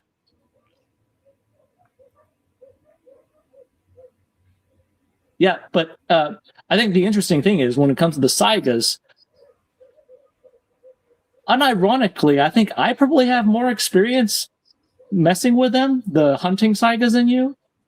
Yeah, I mean, this it's definitely a story of a caterpillar to butterfly. In your case, and those hunting saigas, they were never really sold in Russia. So if I mean, maybe like in the 90s or something, but generally when saigas were sold on the civilian market, they looked like AK-100 series. And so for the funny thing is for some of these guys, um, context has to be put into this because while Russians, I believe back then you could buy a lot of American rifles, right? Yeah, I mean, if you had the permits, yeah. and we could buy Saigas. And then, in fact, when I was in the military, we were buying Mi-8s from Russo Boron Exports Yep. for the Afghans. So we were buying full-on military helicopters directly from official Russian export sources for American missions in Afghanistan. So the crazy thing is, Vlad, that was 10 years ago. Well, no, Uh, not 10 years ago. no, no, no, no, 2014 no. was when it stopped. So Mhm. 14 years ago, we were still Yeah. doing that. Russian DIA, Drug Enforcement Agency, was deploying together with American DEA to That's, Afghanistan. that's Yeah. crazy. It's this is kind of like watching. I guess this is kind of what like watching the Berlin Wall go up. Yeah. Well, I mean, it's sad, but let's not make our lives sadder than they already are. It's just strange. It's a strange moment when you look back at how the relationships were that when the Saiga 223 existed on the market. But I would say because of that, hmm we now have the American manufactured AK-556. Were there any TDP transfers? Of course not. I mean, not that I know of. I guess you could argue the Kalashnikov USA kind of had a TDP transfer, but that was a messy process of how that whole thing came about. And um, a lot of times, I would say one thing I would draw back on TDP transfers. It's easy to say, "Oh, get the blueprints or whatever." There's a lot of the expertise that comes about with having actual trainers and expertise on ground to help the manufacturing of something. And it's not just even if you inherit, like let's say right now, if China goes into Taiwan and the TSMC, the chip making factory, completely vacates its experts, they would not be able to immediately crank out chips. Uh, I'm not saying in the future whether they could or not. I'm saying even if they had the equipment on ground operating, lost all the expertise, very difficult for them to make anything. It's the same concept, I would say. Even if you had the entire line here in the US and you didn't have the expertise in manufacturing it, it's kind of difficult for the US to manufacture AKs correctly to the Russian spec.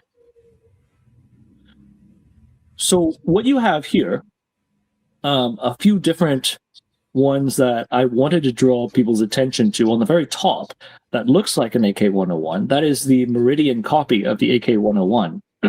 One of the giveaways when you're looking at clone rifles to the Russian rifles, you look at the stock latch.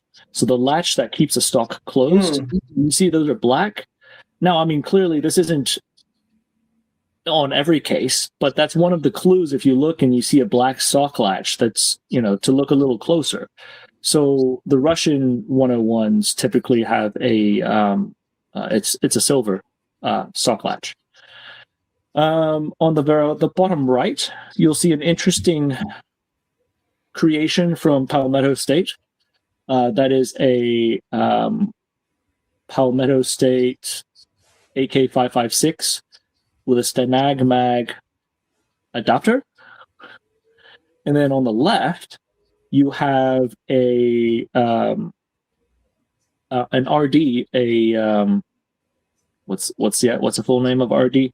Rifle Dynamics. Rifle Dynamics. This is a Rifle Dynamics NATO rifle, which technically this wasn't an AK 5.56 back in the day because they used Bulgarian 5.56 AKs, the SLR 106, to modify into the NATO rifles. And now they're using a lot of, let's say, I think they're using a lot of Romanian and even PSAs and stuff like that to make American AKs nowadays.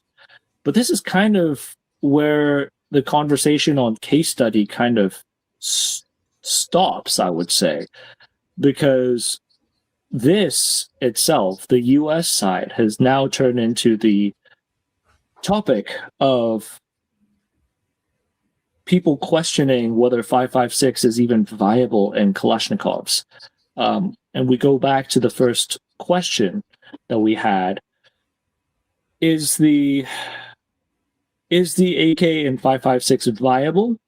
With the two caveats. One, magazines, because there is a wide variety of magazines, a wide pattern of magazines. Does this make this viable or not?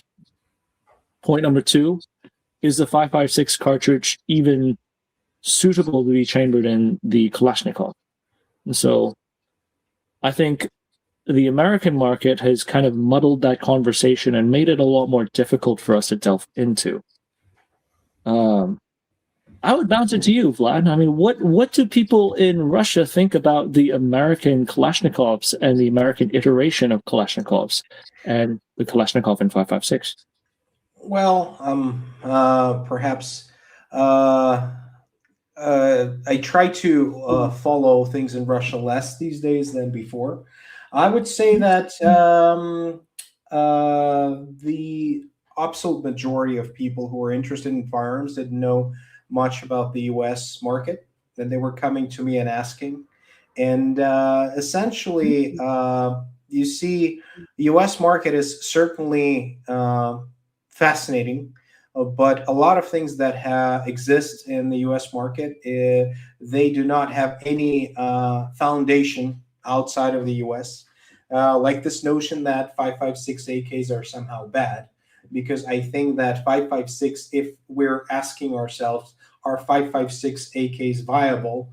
It's the answer is if 5.45 AKs are viable, then 5.56 AKs are viable. And frankly, I do not see any tragedy in switching from 5.45 to 5.56 because those are rounds with very similar capabilities, and it's not you're at the end of the day you're able to get cheaper ammo that if you want to use quality ammo and see the accuracy capabilities, you can.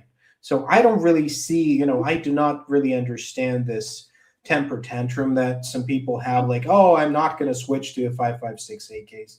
Because 7.62 and 5.56, those are guns with different capabilities. 5.45, 7.62, those are guns with different capabilities. Switching from 5.45 to 5.56, I don't think it's a big deal. I don't see how that is. 5.45 was cheap. It made sense to use it. 5.45 is not cheap and it will not be cheap. Just use whatever is available. And I think, people just overthinking it. Let me see. We're supposed to be here. So I guess if I were to, no, I'm not going to get there yet, but I guess if I were to look and I think a lot of people, if you look at the AK as a system itself,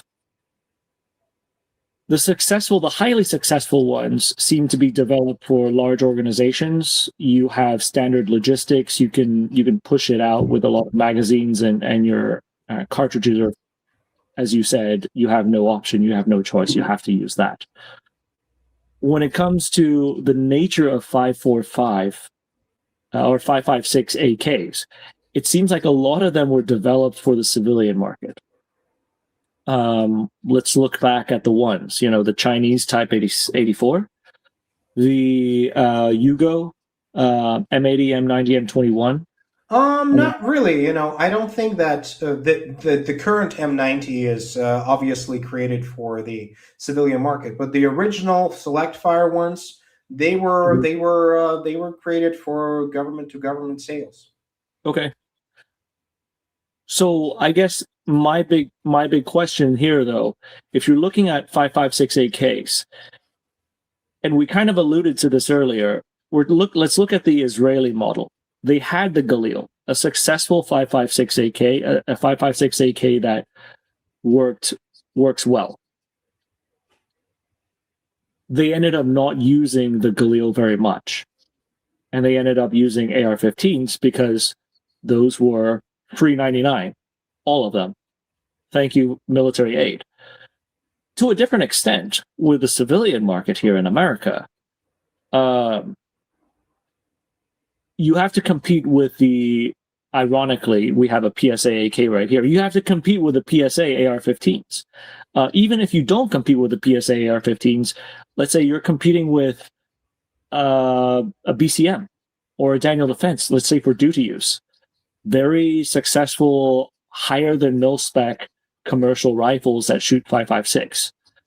So I guess the big question is, does the AK have that edge to compete with the American rifles on its own turf? And turf not meaning country per se, but the cartridge 5.56. When you take the cartridge question out, you take the logistical supply out, because a lot of times you purchase these things based off of logistical supply. You end up with comparing the two weapon systems. And so, does that present a difficulty for it to hit, to thrive in the civilian market? And do you think there is future survival for the 5.56 AK in the civilian market? I think that we're worried about a wrong problem because out there are people who collect post stamps, and that's a great hobby. And I wonder when they buy another post stamp, do they like, oh, this is the best post stamp ever? Like it beats all the other post stamps. And like if shit hits the fan, this post stamp is going to help me to survive. No, they're just collecting post stamps and they're enjoying it. And I think a lot of people should admit that we're not always buying a new gun because it's the best and it's the best thing on the market. We're buying it because we're enjoying it. We want to have it. We want to have it in our collection. And this is something we're interested in, whatever. And every new gun you buy doesn't have to be the best. It just has to be something that brings joy into your life. And I think that's a very important thing that a lot of people forget because we're lucky to have a hobby where our collectibles are actually useful. We're not collecting something, I don't know, statues, and you don't have to explain your desire to buy a certain gun. You think it's a good idea, you want it, you like it, you buy it. You don't have to convince every single person you meet that it's the best purchase out there. I think that AKs, as long as there are people who want to use AKs, there is future for AKs. For me personally, I do love the Air platform. I used it, I trained on it, I inspected it, I repaired it. It is good. It is probably not the best platform Eugene Stoner ever created. He didn't create Air 15 and say that's it. That's the pinnacle of human evolution. I'm never developing any more guns. It is just circumstantially this gun became very very effective.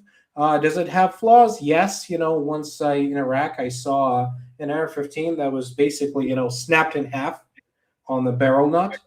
I've never seen that happening with an AK. So in terms of durability, I guess AK has a little bit of an edge. But if you're not an idiot, you're not going to break your AR-15 in half. And there are certain consideration of the winter and stuff like that. But what really bothers me is this one tendency that we see. When I was 8 years old, I really liked guns, and I was reading gun books. I didn't have access to real guns, so we had a game with my cousin. He would show me the picture, of a gun, and say like, tell me what its name and the country of origin. I was like, oh, this is German MP5, and I just imagine my kids playing the same games. Like, oh, this is AR-15 from U.S. Oh, this is AR-15 from Finland. Oh, this is AR-15 from Italy. We're losing this variety. We're losing this amazing variety of different designs, of different design philosophies, of different schools, and everything is an AR-15. And it is a good platform, but if you're not exploring the alternatives, if you're not using the alternatives, you're losing a lot. And when something is like the drone warfare right now, when small arms are used as the personal air defense tool, and you have a completely new set of challenges. And if you have just one weapon platform in the entire world, when this new challenge is going to come, this one weapon platform might not be able to address this challenge. So I love to see variety. I love to see Air 18 variants. I love to see Air 15 variants. I love to see AK variants. I love to see bullpups, because maybe we will be at some time in our development in a position where we need a long barrel, and the only way to have a long enough barrel is to have a bullpup. And yeah, so as long as people who want to enjoy shooting an AK will exist, AKs will be relevant. Is it the best platform for everything all the time? No, but I don't think there is a platform that's best for everything all the time, because again, it was in Somalia, and like, people are using Chinese CF98 pistols because that's the only like new pistol that's available. Is it the best platform? No, but it's new. You have 9mm ammo, and you use it, and it goes boom when you pull the trigger. So when you're carrying it around Mogadishu, this is the best gun for you. And when you go home, there's something different. So it's an interesting take on it, and there's so last week Josh and I published the PSA AK-74 video, and one thing that, and I still believe the PSA AK-74 kind of hits the worst of both worlds. It's not collectible, and it uses a cartridge that is difficult for Americans to get, and it's situated in America.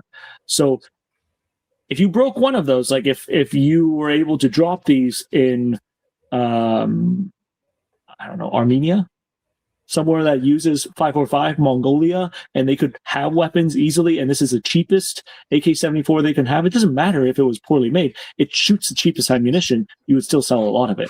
The fact that it hits all of these nodes makes it really difficult. So the AK in 556, at least it breaks the that death triangle of the PSA 74, of it being non-collectible, difficult to find ammunition, and frankly, the AK in 556, you can actually have both, in my opinion, because kind of like what we showed right here.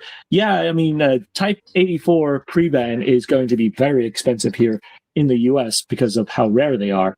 A Galil, there are repro Galils or parts kit Galils. I'm not talking about the Galil Ace. I'm talking about the older SAR and the ARMs, where you could have something that is historically significant and still feed it, and I guess I will say vibe on the range and enjoy history and enjoy collecting something that is a little bit more interesting than someone said the AR-15 is like the Toyota Camry, and I agree with them on that. The AK is kind of like driving a vehicle, like a standard stick shift Mustang down the road. It's not the most efficient, but it's enjoyable. And I think the 556 AK has that going for it. But the big question is the AK's nature. The AK by nature is designed for a large government to issue, for organizations to issue. And I guess I could have popped this out earlier. Does that mean that it's unsuitable for civilian use, or does that put it at a less, does it make it less desirable for civilian use? I would say that it's, as civilians, we should be exploiting uh, good and bad sides of governments doing making decisions.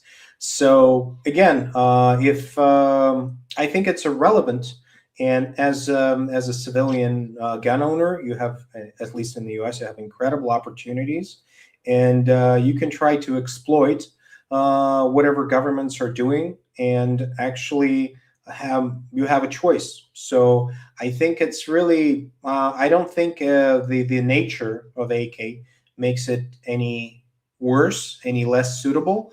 It just makes it more interesting and more collectible because you just have this incredible story connected to so many guns, and that's for me. That's what matters. I wanna know those stories. I wanna hear those stories because the guns themselves, they are incredible artifacts. And when we go to any museum, you will see swords, you will see bows, whatever, because the weapons always tell the story, and we just need to know how to read those stories when we look at weapons. So what I'm picking up from that, Vlad, that it is okay to go and enjoy the swords at the museum with your friends and shoot bows and arrows at each other to enjoy history. Well, shooting at each other, bows and arrows. I mean, I'm not gonna tell somebody not to enjoy something. But I certainly wouldn't love to be. I would not be open to those things. I've never been shot with an arrow. I think it's quite unpleasant. Uh, Josh sent over the poll results that he ran. He asked, what is your purchasing in this space typically driven by? Enjoyment or hobby, or practicality or performance? And 68% of the people who voted said enjoyment or hobby. And 32% of the people who voted said practicality or performance. So it would seem that within this small sample of people, that it skews not entirely, but mostly towards the enjoyment and hobby side for people who are shooting 5.56 AKs. I think you just have very good audience because people actually admitting that they enjoy it and they buy things because they enjoy them. Because the other way around, just trying to convince everybody that your every purchase is strictly practical. I think this is just a lie people tell to themselves because, like, if you're just thinking about practical stuff, why do you even need a rifle? Just get a pistol and whatever. But you need a rifle because you can and you should. There is if you live in a free country. Okay, so now we are at the 2 hour mark on this live stream, and we are going to end it with some Q&As. Now, you guys can drop as many Q&A questions into the chat. Please go do your thing with your quick fingers. Don't be dirty with that, please. Drop your questions into the chat. For now, I do have some questions that I had pulled from our patron and Pepperbox side that the viewers had. And I know I'm going to start with an easy but a toughie. Basic question: what is Vlad's favorite AK, either in history or build that you've shot? Another follow-on that: do you have a favorite manufacturer? Or I don't think you have a builder because you're not here in the U.S. of A doing that, or maybe you do. So Yeah. question. First, favorite AK, and again, I'll have to choose between practicality and enjoyment. I'm going to choose enjoyment. There was this one Type 3 AK from I like to imagine it was like the first batch of Type 3s ever made at the Ijevsk factory back when I worked there. And it was 1955, like not a normal serial number. And for me, that was such an incredible artifact because the Type 3 is what started this international proliferation. It was Type 3 blueprints that were transferred to a bunch of countries, Hungary, Poland, and many more. And essentially, this is, for me, that's the gun that started this international phenomenon because Type 1, Type 2, that's incredible. It's very interesting, but they were not produced outside of Russia. And the quality of this thing was incredible. And I was 2014 or 2015, and I had a modern 545 and this Type 3, and I shot them side by side, and the accuracy was identical. So the 7.62 was so accurate, made in 1955 with all the craftsmanship, that it was shooting as well as the as some 5.45 that I was testing at the time. So I love that gun, and it's just, I had more historical guns like 1948 prototypes in my hands, and we couldn't shoot because there was no extractor. But that Type 3, that's something that I really loved. So coming back to the, not coming back, addressing the second question, does he have favorite manufacturers or builders that he would recommend? I'm probably going to talk about it a lot more in my maybe next book. All manufacturers have problems. All manufacturers, even manufacturers that I thought would not have problems, they do have problems. When it comes to builders, I've been to Rifle Dynamics, I've been to M13. I was very impressive. It was great. I'm sure it's still wonderful.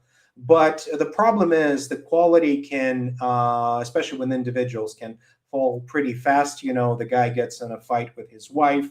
She takes his house. He starts smoking crack under the bridge, and the quality of his AKs is dropping rapidly. So I would not, I'm not qualified to recommend someone now. I love both Rifle Dynamics and M13, but it's been a while since I visited them. What I see on Instagram is very, very, very impressive. So I would say Jim Fuller's stuff as well, because I met him there. But again, I didn't see his new facility. His guns were very impressive. Yeah, so RD, Josh and I have been to RD, and it's a cool place. It definitely is. They have a really neat reference collection as well. I would say, however, and I've said this in the past, I don't know if I've said it in public, the American builder market is very similar to what you would see in the Khyber Pass area, except that we are fueled by methamphetamine, monsters, and gun bunnies and Instagram. It's surprising the talent that both sides have, and I'm not saying that we're a bunch of. Let's just put it down.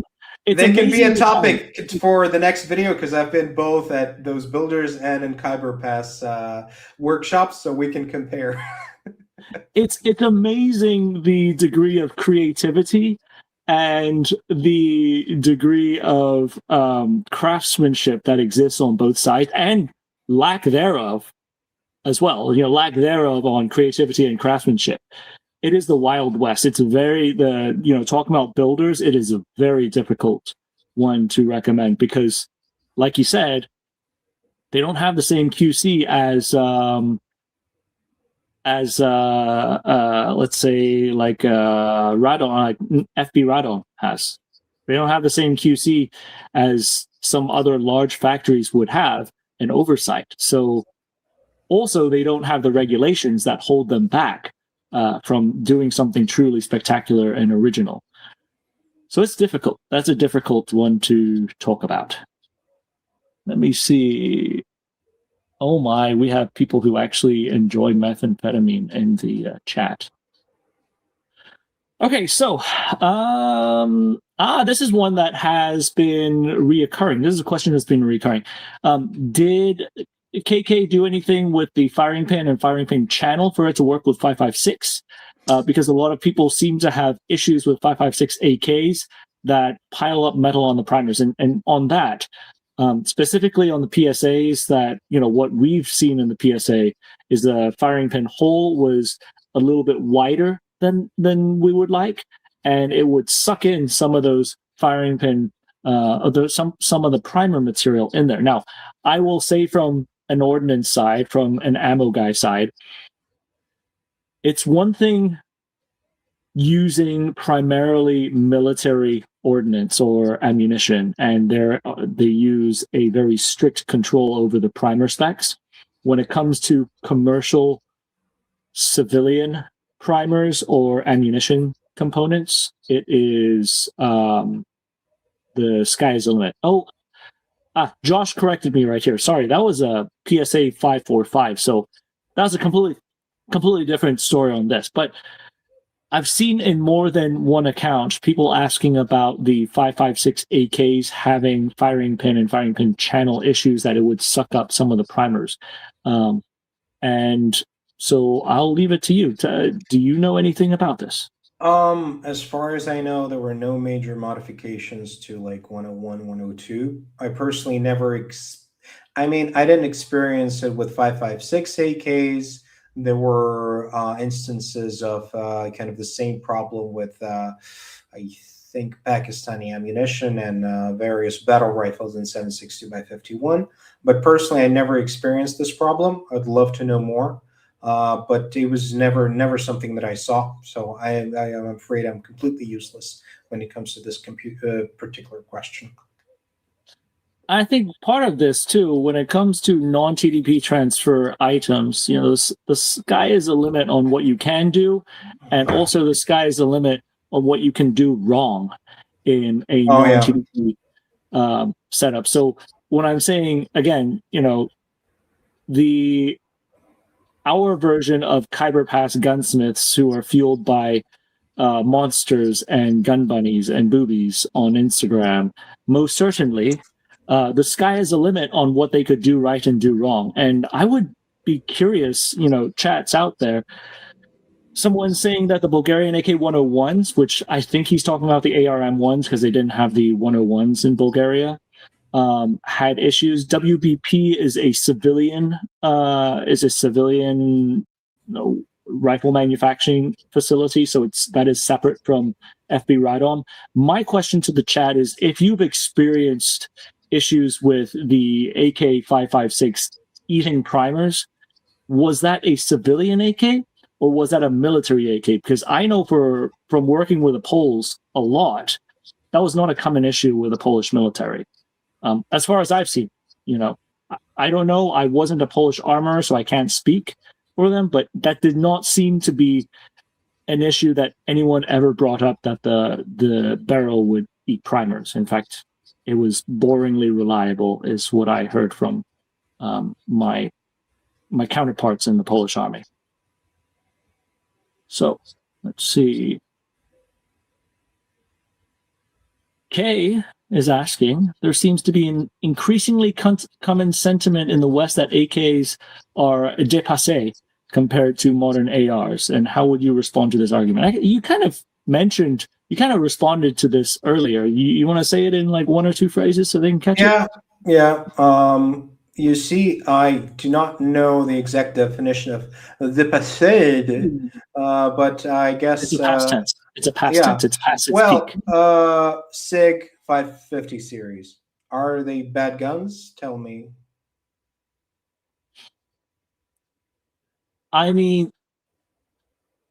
they're good guns. They're great guns. They're just not around anymore. Why? Because of reasons that do not have anything to do with their performance. And the same thing is happening with AKs. So I think that we should be aware of all the geopolitical circumstances, but at the same time, it should not cloud our judgment when it comes to weapon system. SIG 550, I think, is amazing. And the fact that it's not very popular does not make it worse as a gun. Maybe people who are in charge of marketing it and selling it are not that good, but the gun is great. And the same thing is happening with AKs, and the same thing is happening to so many different guns out there. It's the circumstances. It's not the actual performance of the gun that determines how popular it is at a certain point in time. My thought on this, though, Vlad, I think the U.S. commercial market has brought in so many different options for the AR and alternatives for the AR. And in a weird way, now you've got like production in Schmeisser in Germany. Let's talk about China, the CQ ARs, the Chinese clone of the M4. The AR-15 is also not only produced in the U.S., surprise.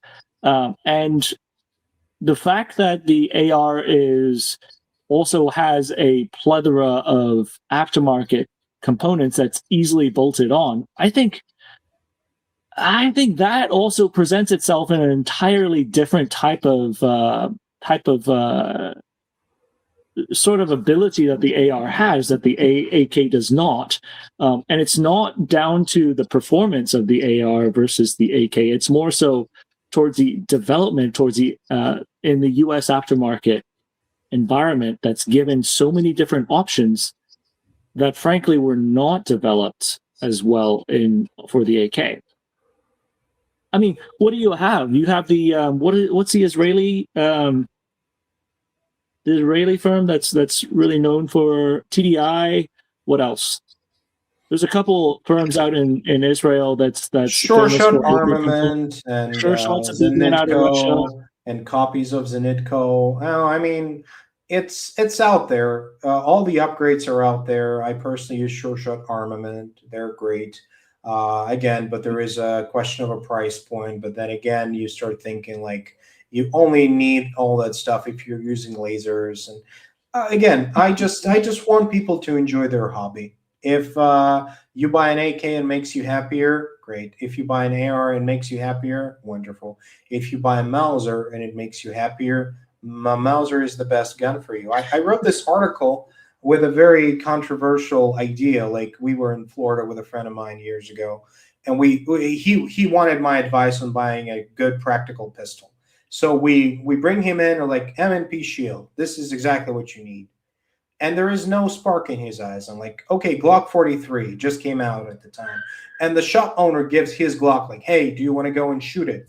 And there is no spark in this guy's eyes. And he finds a short-barreled 45 caliber Kimber. And he's so happy, like a child. And I tell him, buy this freaking Kimber. Because you're gonna you like it, you're gonna buy a holster for it, you're gonna buy ammo for it, you're gonna go and shoot with it because you're gonna feel cool. And if you buy an M&P or a Glock, you're just gonna put it in the safe and never touch it again. So get this Kimber, even though it's a horrible gun for the first-time gun owner. So just buy something that you like, and you don't feel like you're obligated to explain your choices to anybody. Excellent. So this one is, let's see, this is on the main Patreon site. Are there any modifications to the rifle specific to 5.56 that we don't see with the 5.45, excluding the magazine and bolt face? You kind of answered this earlier. I would just say you have more ammo. You have more ammo choice. So go and explore it. Maybe you're going to find this incredible, fantastic ammo that shoots half minute of angle. Probably not, but you're going to have fun, fiddling with it. So other than that, everything's pretty much the same in my experience. Okay, now off to some Pepperbox questions. And this Robinson's saying that he's going to ruffle some feathers. His question, are there many AK issues plaguing AKs? Are many of the AK issues plaguing 5.56 AKs really a matter of improper manufacturing/design, or an obsession with cheap, surplus, otherwise inconsistent ammo choices for AKs? He's been asked, why would you run brass to his face at a competition before? And now he understands that the guy was joking, but the association is very prevalent online. Another one similar to it, since we're talking about let's deal with the first one because sure. First of all, this is a very good question about brass, because I heard that AKs don't work with brass ammo and you must use steel cased ammo.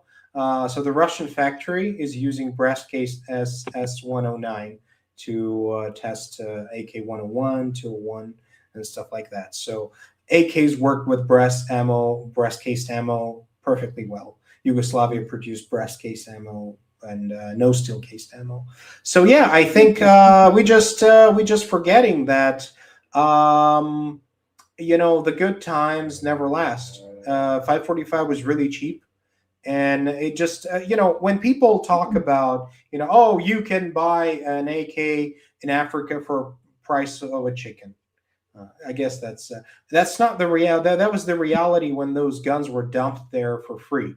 All the war zones I've been to, all the unstable countries I've been to, when asked about the prices were always very close to what you would see in the US or whatever. And realistically, yeah, cheap 545 was available. It didn't last forever. Yeah, now we have to deal with it. So, and people just cannot comprehend the fact that the good times are over, and we need to look for opportunities if we still want to, enjoy our hobby. All right. To the second Let's question, see. Yeah, no, that's good. That's good. I would yeah. say so. Your comment on well, the AKs are sold so cheap in Africa. Why is it not cheap here? Well, sir, go ahead and import your cheap AK from Africa. See And how they're much it not costs. cheap there anymore. They're not cheap there anymore. You have to be in a very specific place in a very specific time, and when there's free shit, and then when people bring it to their homes and they go on the internet, and nothing is cheap anymore. Let me tell you. And the second question, I just want to say thanks to the guy because, like, because I never understood why people have been against 5.56 and AK other than purity, and I completely agree. There is not much difference between 545 and 556 in terms of actual effectiveness. And I just don't see it's like, uh, liking steaks and not liking ribeye. Like, what's the point? Like, I like everything, but I don't eat ribeye. Okay, good for you, but it's weird. All right, so these are going to be a little bit. Let's go through these a little faster because we're at the Yeah. tail end of our time that we have Oh, yeah, left. yeah, yeah. Is it TDP difficult to acquire from post-Soviet countries? I think it's the same situation as with gun laws. Once you make something difficult, people just do it illegally because I've never seen a TDP being like sold officially. But then somehow you come to Turkey and every other firm makes an AK, and they get it from somewhere. I don't know exactly where. I think that a lot of stuff is just on the internet, but I'm sure they acquire it somewhere. So I guess it's you better go to Turkey and ask them because they get it from somewhere. And Next then okay, question. this one. Okay, so That's for you. Unfortunately, I'm unfamiliar with BWK 92 and drilling out 7.62 barrel blanks. I'll try to address that later on in our organic publications. However, what's up with the Norinco versus Polytech 223 mag incompatibility? So to hammer the comment a little bit more, remember the Norinco and Polytech, what we were saying, these are export firms. These are not. They don't set the actual. They could set the requirements and parameters on what they want factories to build, but at the end of the day, they are not the factory itself. So when they're going around and gathering products from different factories to export and things like that, it comes down to the factory to make said 223 AK's magazine and come up with a pattern of the 223 AK's magazine. And so, unlike some of the other countries in producing their their 5.56 AKs, let's say the Polish, they have FB Radom. The Russians, you have Ishmash. Did Malot do any 5.56? I think they did with the Beckers, right? Probably. Yeah, they did. So, I mean, these other places are very concentrated on the manufacturing location, whereas, China, yeah, you had the Type 56, which is a standard magazine, so that was a standard set for the Chinese military. But anything beyond that was kind of sky's the limit, So I think it's interesting because you have to really delve into the nature of these entities and how they manufacture and how they export. And I think that itself is a very interesting take on the AK, because while it's all unified by the general design of the Kalashnikov system, the degree of variations of the AK is immense. I don't think there is another set of weapon system who has that degree of variation of of an AK. And so, on that note, I do think that that lends it to become very difficult for aftermarket manufacturers to make stuff for the AK because of the different degrees of pattern. I mean, excluding the Chinese stuff, which you can't get Chinese stuff here, you can get SDM stuff in Europe, but not here in America. Sure Shot Russia, the Sure Shot rail that's on my AK, the AK9er, is a Russian Sure Shot rail. Rock solid, bomb proof, one of the best iterations of aftermarket rails for AKs. Sure Shot USA, on the other hand, had to deal with a lot of the lack of standardization issues. So Sure Shot Russia specifically is made for the AK100 series, whereas Sure Shot USA omitted some of the design specs that Sure Shot Russia had, and that was a deliberate choice for it to fit into many different types of AKs that exist in the US. That puts us in a situation to where then the Sure Shot rail is not, specifically the Mark III chassis, is not holding zero like the original design is specified for it to, because some of the internal specs have already changed on how it was produced. That's just the nature of AKs. It is. I also think that variation of AKs is what makes it interesting for collectors. It makes it interesting for people who want to learn about these different nations, but it also makes it really difficult for it to thrive the way the AR-15 thrived. And that's just kind of the nature of it, in my opinion. That is definitely something we can, because I was actually quite impressed the first time I encountered the magic of mil spec, but that's a story for another time. Yeah. Do we have any more questions? I think those are the general questions right here. I do, however, so we do have if you guys sneak anything in, see if I could pop anything through. But I did want to take this time to draw your attention back to Vlad's new book that's coming up, From the Balkans to Babylon. How this is the story of how the Yugo pattern AK ended up in Iraq, and specifically under Saddam. And on the silhouette right there, the one that was one of my favorite Babylonian Iraqi AK pattern rifle, in my opinion, is got to be the Tabuk. I have an affinity to DMRs, however, but the Tabuk is a very interesting rifle, and I'm sure it is being covered, since it's especially on the cover. Yeah. We talk about it at great length. I had some insides of the book that you guys could sort of look at, and this is interesting, seeing some peacekeepers. Yeah.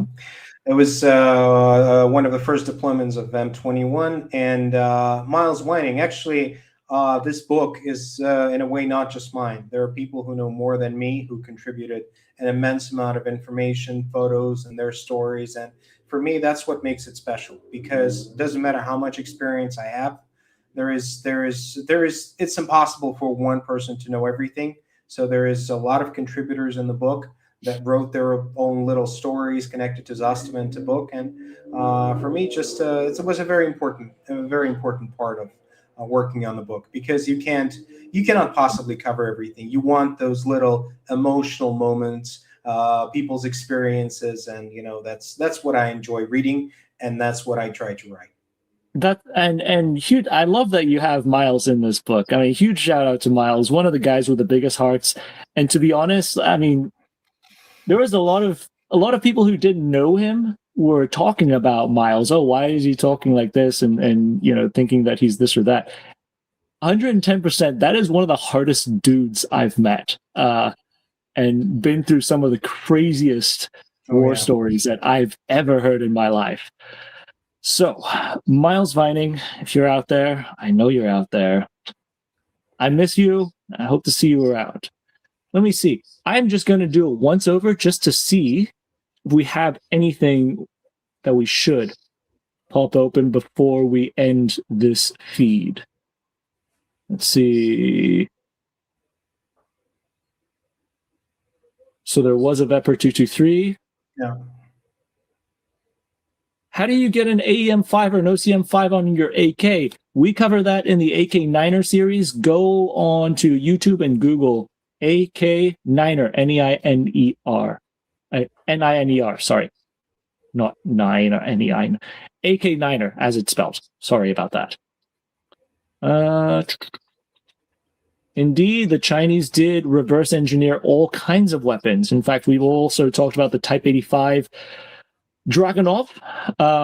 We showed my M21, which has a Polytech base M14 that copied the M14 better than Springfield was able to here in the US. See.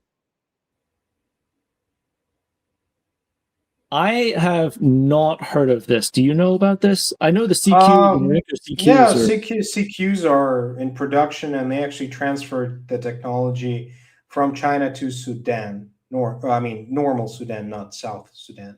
But North Korea, I'm not aware of their story. Let's see. So the CQ, okay, Vlad, maybe this is a topic for a different time. The Chinese copy weapons are certainly really interesting because they've copied the M249, the M2 Browning, 240 Bravo. They copied all sorts of weapon systems that's in the Western arsenal. The 226, the P226 pistol, that's a big one that we like to fling around too. And a lot of times they copy it to an extent that you can actually use the original weapons components in the copy weapon. Like that's the degree of copy that the degree that they can copy these weapon systems. And it's actually turned into a sort of a destabilizing factor in the geopolitical arms market in the world. So not for this live stream, but maybe for a different live stream, it would be interesting specifically delving into the Chinese clone weapon systems that are out there. Yep. I'm sure you run into plenty in Africa. Oh, too. yeah. In Pakistan, they were everywhere. So we can maybe do something about cloning and copying altogether, trying to look at different countries who copied weapons. Tufu. Definitely not blanks to Babylon. It is Balkans to Babylon. Yeah. You should mention the AK. What am I thinking about? Sorry. It's the future of Russian AKs is SIG 550, 560 philosophy. I have a hard time imagining the future of Russian AKs. We're definitely not at the point in history where it's easy to imagine anything regarding Russia's future or Russian military-industrial complex future. So there was a project AKV 521, but it didn't go anywhere for now. So I don't know. I don't think there is any indication that would be the future of Russian AKs, but it's really not. It's a pretty good idea. It's a pretty good design. This is your never gotten the attention or the AK pattern has. Because again, there's geopolitical circumstances. AK-12 was really like more or less went into production in 2019, 20. So yeah, COVID, war. So it's just a matter of what's going on in the world. Okay. And on that note, ladies and gentlemen, we are at the end of our live stream. Vlad, any last words? Josh, can you are you able to hop? I don't know if you are or not. No, he's saying no. Josh is not. Josh, for all you know, Josh could be butt naked in his location. So since he is not hopping on, I will allow you to imagine. But Vlad, you and I are not. Do you have any last words, any thoughts?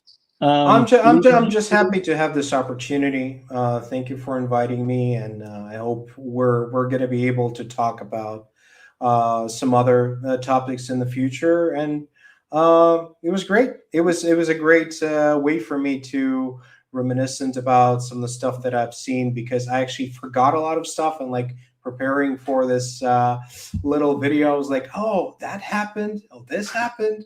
I have no memory of that, but thankfully there are some videos and notes and stuff like that.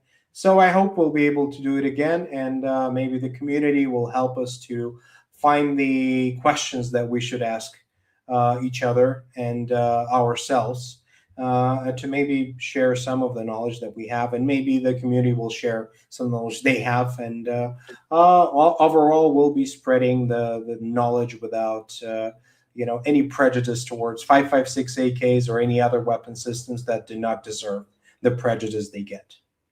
We're all against prejudices here, right? Now, at the end of this segment, I would like to thank everybody who's commented. Sorry we couldn't get to everybody's comments. We try really hard to pull out as many good comments as possible. I will highlight out there that I'd invite you to join us at I'm not going to do the whole spiel, but I'd invite you guys to join us at Patreon or Pepperbox. Especially Patreon opens you up to joining us on the Discord, where we have lively debates on firearms technology and development. But if you had any further questions, drop them down in the comments right here. This is going to live on for for perpetual existence as long as YouTube shall have us. Patrons, if you do have any direct questions, please feel free to continue to ask them to us. We will get to them. For everybody out there, thank you for your support. Thank you for being around for this lively conversation. And we shall see you guys on the ranch. 716 is Steel 96, 4 Vic, 8 packs, Redcon 1, green to green. How copy, over? Steel 96, this is 716, roger, over. 16, Steel 91, 1 pack, green, over. This is 716, roger, over. 16, Steel 92, 1 Victor, 2 packs, Redcon